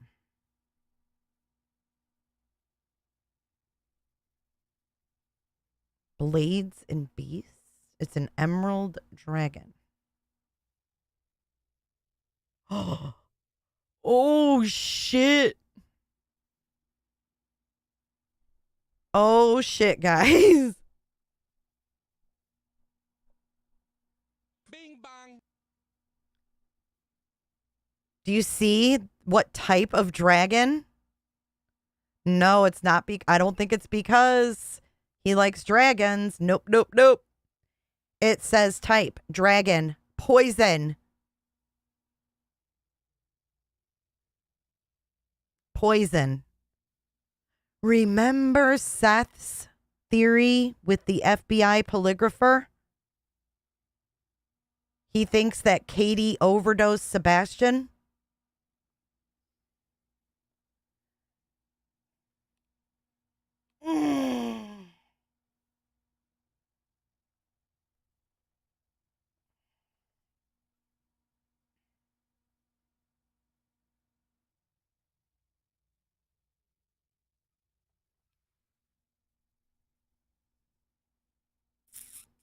There's a reason behind everything these people do.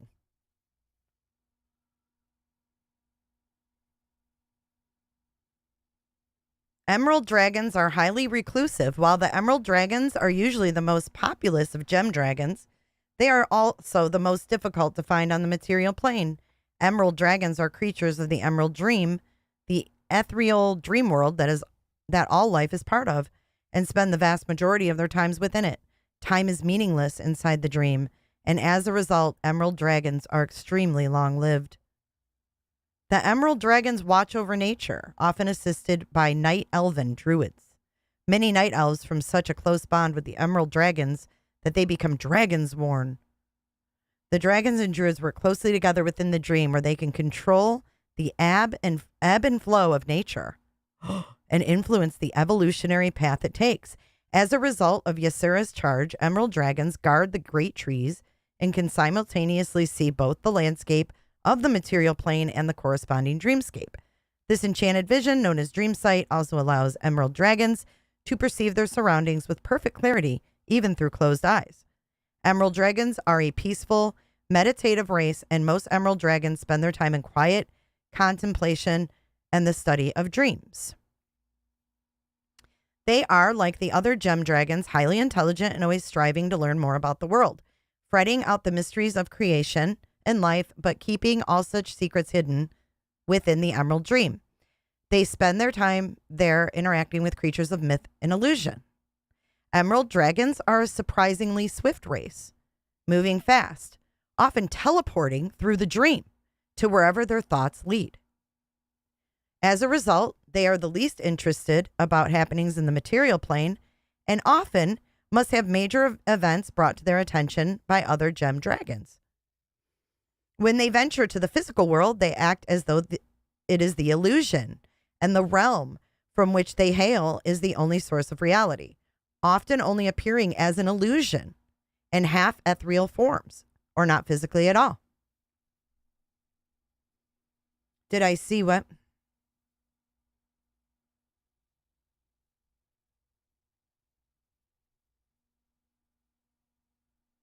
Yeah, there's always symbolism, Erica. Yep.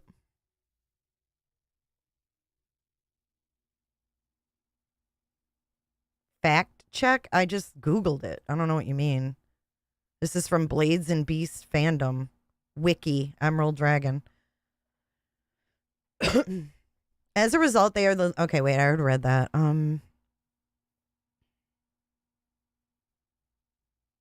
Emerald dragons have no compunctions about what they eat. They prefer lizards and giants, but they will eat anything in a pinch. Of all the other types of true dragon kind, emerald dragons are along best with the sapphire, often controlling parallel domains. Emerald dragons taking the surface, sapphire taking the subterranean areas below. And they fear the red dragon clans because of their well-known greed.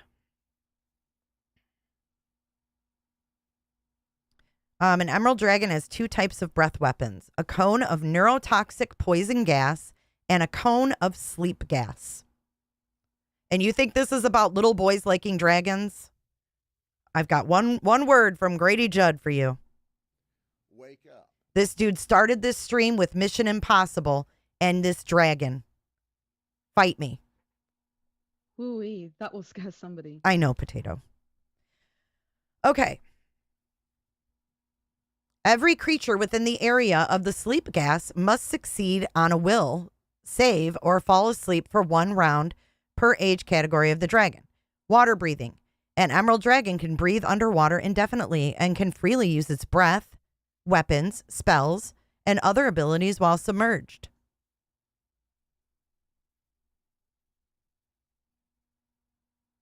Spell-like abilities.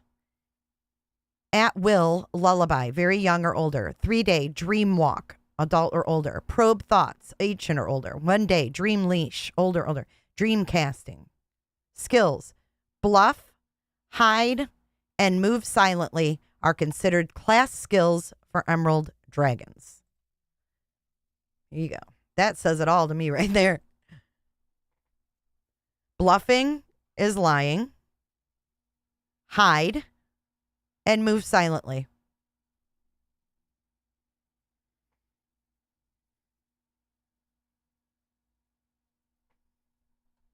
Bing bang.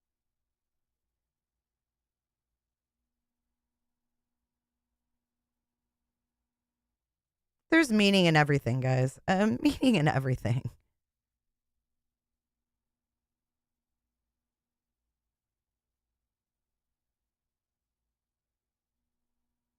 Mm-hmm.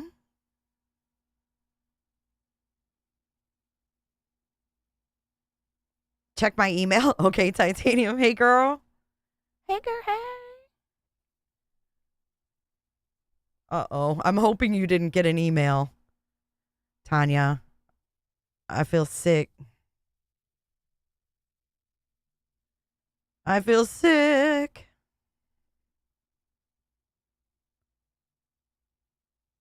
Thank you, Sarah, for your Cash App. That was nice of you. Thank you so much.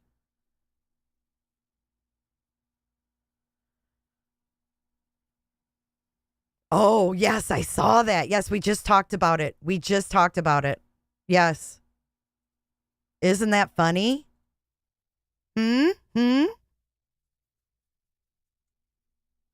Weird shit going on around here. All right, so the next part, we're going to talk about Caleb and Sebastian with our friend Jennifer Coffindaffer from Break the Case with Jenn Coffindaffer, FBI. I go to her for her weekly missing updates because I follow the same cases that she does. Yeah, I'll email you back after this, Tanya. Yeah, be careful, Yvonne. Be careful. Yeah, someone told me in chat and I went and looked. I was like, oh, hell. Well, he was live this morning and I was listening to it a little bit and a fake Tony was in there telling him that he would handle it for him, meaning me. And he was saying, you know, how it's not fair that, you know, he's getting crap for this and crap for that. It was weird. But people said they think he'll come back as someone else.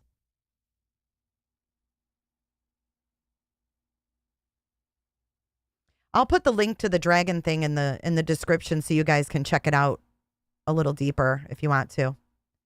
Yeah, we're gonna have 2 Jennifers. Good thinking. Good catch, Sin. I didn't even think of that. So here we go. This is what we're gonna do when we roll into Jennifer. I don't want Jennifer or 2 Jennifers.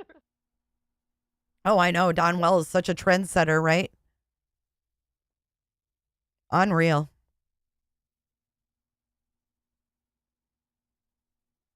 People can be off about a case and you not agree with them, and who cares? We don't know Karen Reed. Why take it over to other cases? You know what I mean? She got a lot of flack for that, and it's weird to me. Touch base really quick about Sebastian Rogers. I said there was new news. Okay, I don't want to oversell that.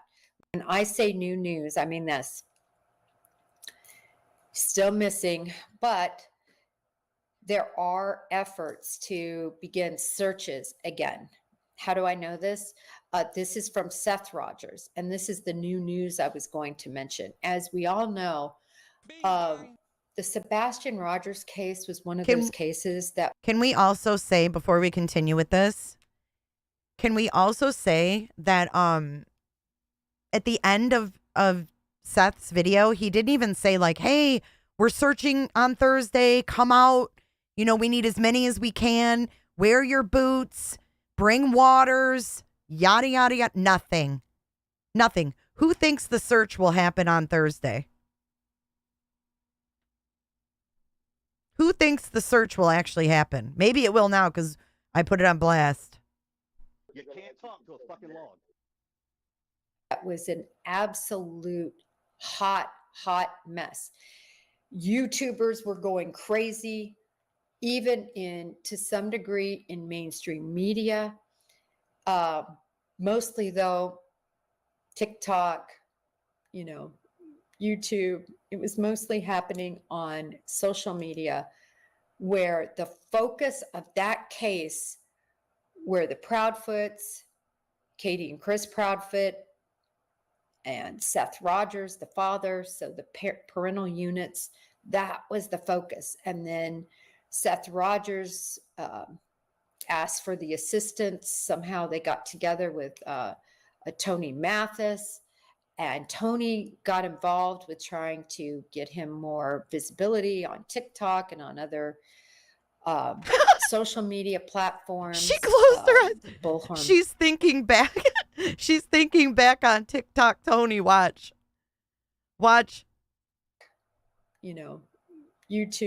It was mostly happening on social media, where the focus of that case were the Proudfoots, Katie and Chris Proudfoot, and Seth Rogers, the father, so the parental units, that was the focus. And then Seth Rogers asked for the assistance. Somehow they got together with Tony Mathis, and Tony got involved with trying to get him more visibility on TikTok and on other social media platforms.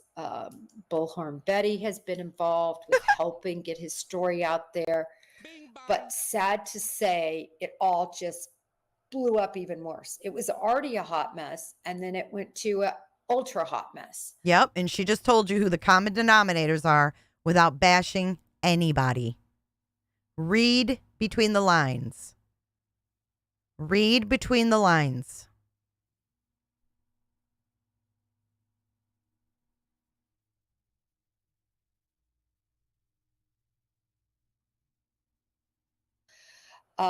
But hey, Dirty. In response, and this is the bit of news, is Seth Rogers now has his own YouTube station. He was aided by Bullhorn Betty. She obviously is very good with YouTubes and things like that, YouTube channels, setting things up. She gave her assistant, Tony Mathis, who was his handler, for lack of a better term, his PR person, is handling sort of emceeing the shows. The last show I did with Seth, which I really wanted to focus on Sebastian, who Sebastian was, what he meant in his life, kind of the whole history of them. They basically took that format that I did with Seth and redid it with some more new pictures of Sebastian, which were so sweet when he was a baby and things. And so I thought it was, certainly touching. And Seth was trying to really, I think, make come alive his love for Sebastian. He also said that law enforcement is now speaking with him. And for instance, there were 2 bodies found in that area. He received calls regarding them, that they weren't his son. So it seems to me that that line of communication is at least somewhat open now between law enforcement and Seth. We heard Seth say in the past that wasn't really that open. It seems like it might have gotten better. And I think the fact that there are still searches that are being organized is a good sign. You know, intelligence-based searches. Again, this case is either, in my opinion, unfortunately, going to end up like a Summer Wells, or it's going to end up like a Connor Jack Oswald. I've said that from the beginning. Let's hope it's Connor Jack, that he somehow returns years later. I hope so, Alan. Connor Jack I hope didn't so. return, but he was found. He was found. So I'm still, you know, hoping for that outcome. All right, I want to switch to Caleb Harris, because Caleb Harris, from the beginning, that is a case. So what do you guys think of what she said? I mean, if you have to read between the lines, she's not going to come out and say things outright. It's okay, Dirty Dog. I love my hashtag replayers. Thank you so much for being here. She said handler. Yep. Mm-hmm. She knows it's going to pop out. That's why she keeps covering. Every week, she covers Sebastian, even when there's nothing big.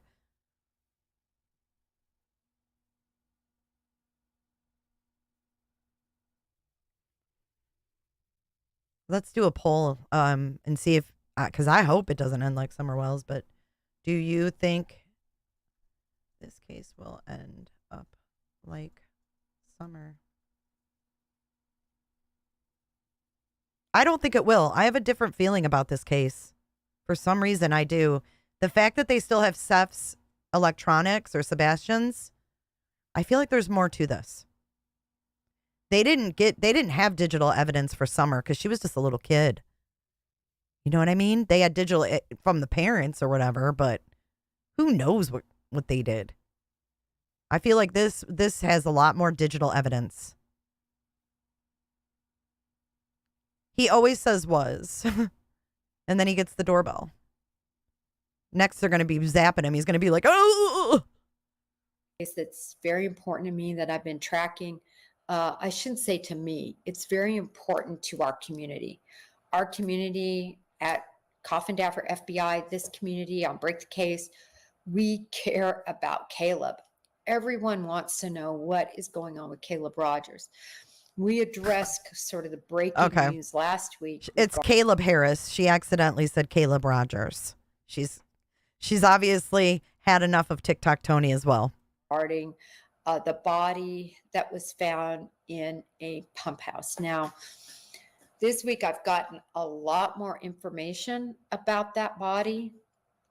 It's been sent off to a lab, a university lab, for DNA analysis. As I discussed last week, it's to the point that it's unrecognizable. I've also understood even more absolutely horrible news about this body.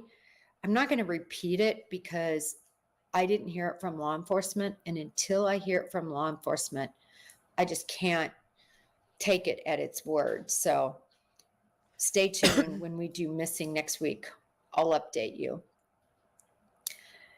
Was there any clothing found? It's my understanding there was some clothing found. Suffice it to say that even though the proximity to Caleb was so close, I mean, you could literally see it. JLR Investigates did a nice piece. I like his pieces because he's boots on the ground. And do you like how she mentioned Tony as a handler, said Bullhorn Betty was involved, and said it became a hotter mess than it already was in the beginning? And now she's praising JLR for his pieces. Eat that up, Betty. I think that's fucking awesome.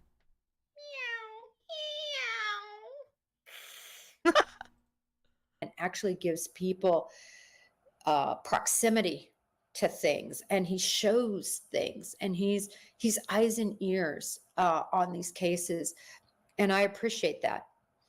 And you could see how very close.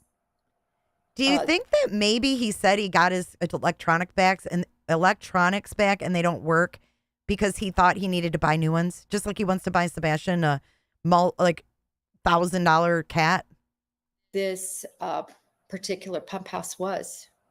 It was probably, I don't know, a couple of holes. So I play golf. So it was, probably 2 drives, 2 holes. It was probably looked like maybe 800 yards. It wasn't very far. And so I would say, and when I say drives, I don't drive the ball that far, by the way. It would take me to get 400 yards. It would take me certainly 2 to 3 strokes. Hi, Harper. But in any event, what my point about this is, it's in such close proximity, it gives you, pause that it would be him. But remember, that was all searched. It was all searched. That cornfield, all of that was searched. Look. So this would have been a situation. Look, Bushy, she's pinning all the positive comments about JLR. Watch the pinned comments. What my point about this is, it's in such close proximity, it gives you, pause that it would be him. But remember, that was all searched. It was all searched. That cornfield, all of that was searched. So this would have been a situation where after, I think the date was around April 16th or April 19th, right in there, mid-April, let's just say, generally, it would have had to happen after that body would have had to been somehow placed in there. So this wasn't, from what I believe, from looking at the possible manholes, from looking at the way that facility is locked up tight, I don't know. It seems to me it had to have been somehow placed in a position to end up there. Not an accident, from what I can see. You hear that? Oh, shit. Where did I leave off? Right here? So the parental units, that was the focus. And then shit. Crazy, even to some degree in mainstream media. Shit, I lost our spot. And so I thought it was certainly touching, and Seth was trying to. Okay, I went too far. More, absolutely. She thinks that he was placed there. After, I think the date was around April 16th or April 19th, right in there, mid-April, let's just say, generally. It would have had to happen after that body would have had to been somehow placed in there. So this wasn't, from what I believe, from looking at the possible manholes, from looking at the way that facility is locked up tight, I don't know. It seems to me it had to have been somehow placed in a position to end up there. Not an accident. Good job, Bishop. And again, there's no evidence that it's Caleb. I'm not saying it's not Caleb, but I'm certainly not saying it isn't Caleb. I posted on my Twitter 4 other young men missing in and around Corpus Christi. Could be one of them. Could be one of them. I found it very interesting that one of the young men that went missing, now, so that's 4, I think there were actually 5, another one that was actually found, but he went missing at this park that was nearby. And he was found a month later. But they don't say, what was he doing? We're watching it, Victoria. Thank you. Where was he? Was he lured there? Was he taken there by somebody? I just feel like Caleb left with someone. I don't know who, and I don't know why. And I'd like to think that Caleb is still alive. I'd like to think that. So I'm going to continue to think that. Hey, Emilio. Information, believe me, the minute I know, which I think I'll know soon after the results come in, when I know, I'll definitely do a live, and I will definitely post, because this case, again, this Texas boy, Caleb Harris, student at Texas A&M in Corpus Christi, is gone. Just vanished at about 3:00 in the morning. And it's really quite a mystery. But we still don't know about that body that was found at that pump station, which pumps water basically into a sewage type treatment plant. I mean, just horrific. So I want to get to your comments really quick, because I couldn't in the first live, but I want to get to some right now. Okay. So let's see. We've got some. Hi, Bella Italia. hope Caleb is somewhere too, praying. Yeah. This is such a great audience because everybody really cares about the victims. Hi, Alan Hinkle. He could have fallen in the manhole in the field and he went through pipes in the station. You know, Alan, so this is one of the points that I think is really important. At least it is to me. And let me know what you think, Alan, and others, everybody else on here. He was barefoot. His shoes are all accounted for. He wore a huge shoe. I can't remember. I think size 13. I'm not 100% sure, but it wasn't the same size as his roommates. He couldn't like slip into their shoes. All his shoes were accounted for according to the family. The family believes they know his shoes because he was on their budget. They bought his shoes. They bought everything. He didn't, have a job where he had an income to buy extra things. They believe he was barefoot. He was seen earlier in the evening barefoot, and he liked to be barefoot. Listen, I grew up in Nebraska. We had corn, and I could tell you there is no way, and I ran around barefoot all the time on the farm. I would no way in heck go into a cornfield barefoot, not on your life. Not only because of critters and snakes and everything else that's in a cornfield, but it is so rough on your feet. It would be extremely difficult. So yeah, she's talking about Caleb being barefoot. To walk in and around there and then to just somehow fall in a manhole. So I'm not leaning toward that, Alan. It can't be ruled out, but I just can't buy into that right now. It doesn't logically make sense to me, but it's not off the table. All right, let's see. Robin Swan. Hi. I don't think the average person realizes exactly how many people are missing any given time. Oh, you're so exactly right. I was just looking up these stats and it was unbelievable. I think I saw, I don't want to repeat them. I posted them on my Twitter. I thought it was 500,000 to 800,000 missing. Don't hold me to that. I'll try to post those tomorrow. All right, we're going to wrap it up there. But thank you, Jennifer, for those updates. And like I said, she's going to be the one that's going to update when, there's an update on Caleb or there's an update on Sebastian. I know. Imagine her barefoot in a cornfield. I really don't know. I mean, we're just waiting to find out if that's Caleb. I'm not going into all those theories with the Caleb Harris case. Just Jesse. Apparently they have, so I don't know.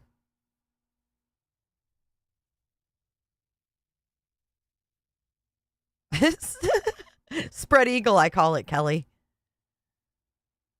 Yeah, when true crime, the parents and shit become the crime, it's a little scary. Let's see what our poll ended up.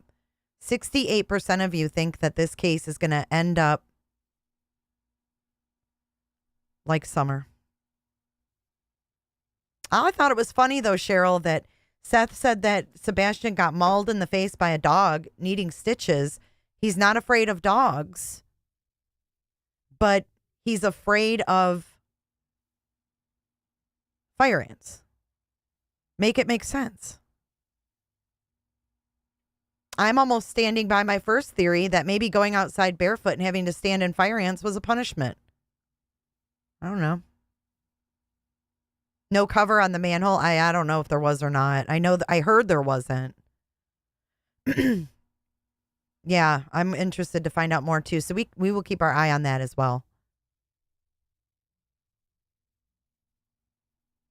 Different evil than Summers. I agree. All right, guys. This is a wrap. We went into the wee hours. And Emilio, thank you for your super chat. He said, hello, Jay. Blessings. Blessings to you, Emilio. It's always good to see you. I will see you guys tomorrow. We have our call-in show at 7 p.m. tomorrow. It should be a doozy. We'll see what happens tomorrow. We might have to redirect how we do our call-ins, but I have a backup plan.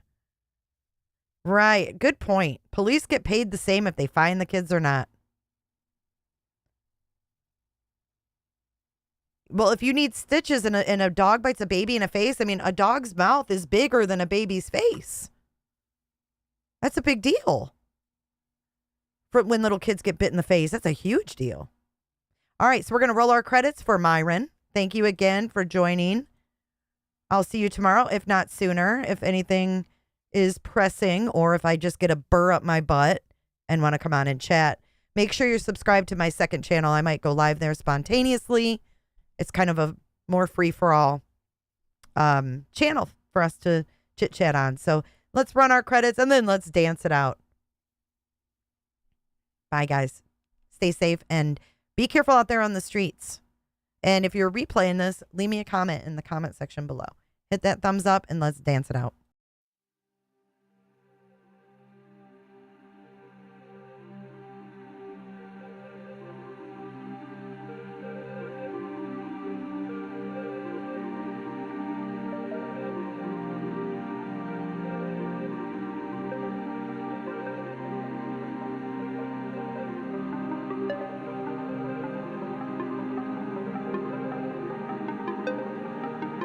So much for watching. If you enjoyed this live stream or video, make sure to give it a thumbs up and hit that subscribe button so you don't miss out on my latest content.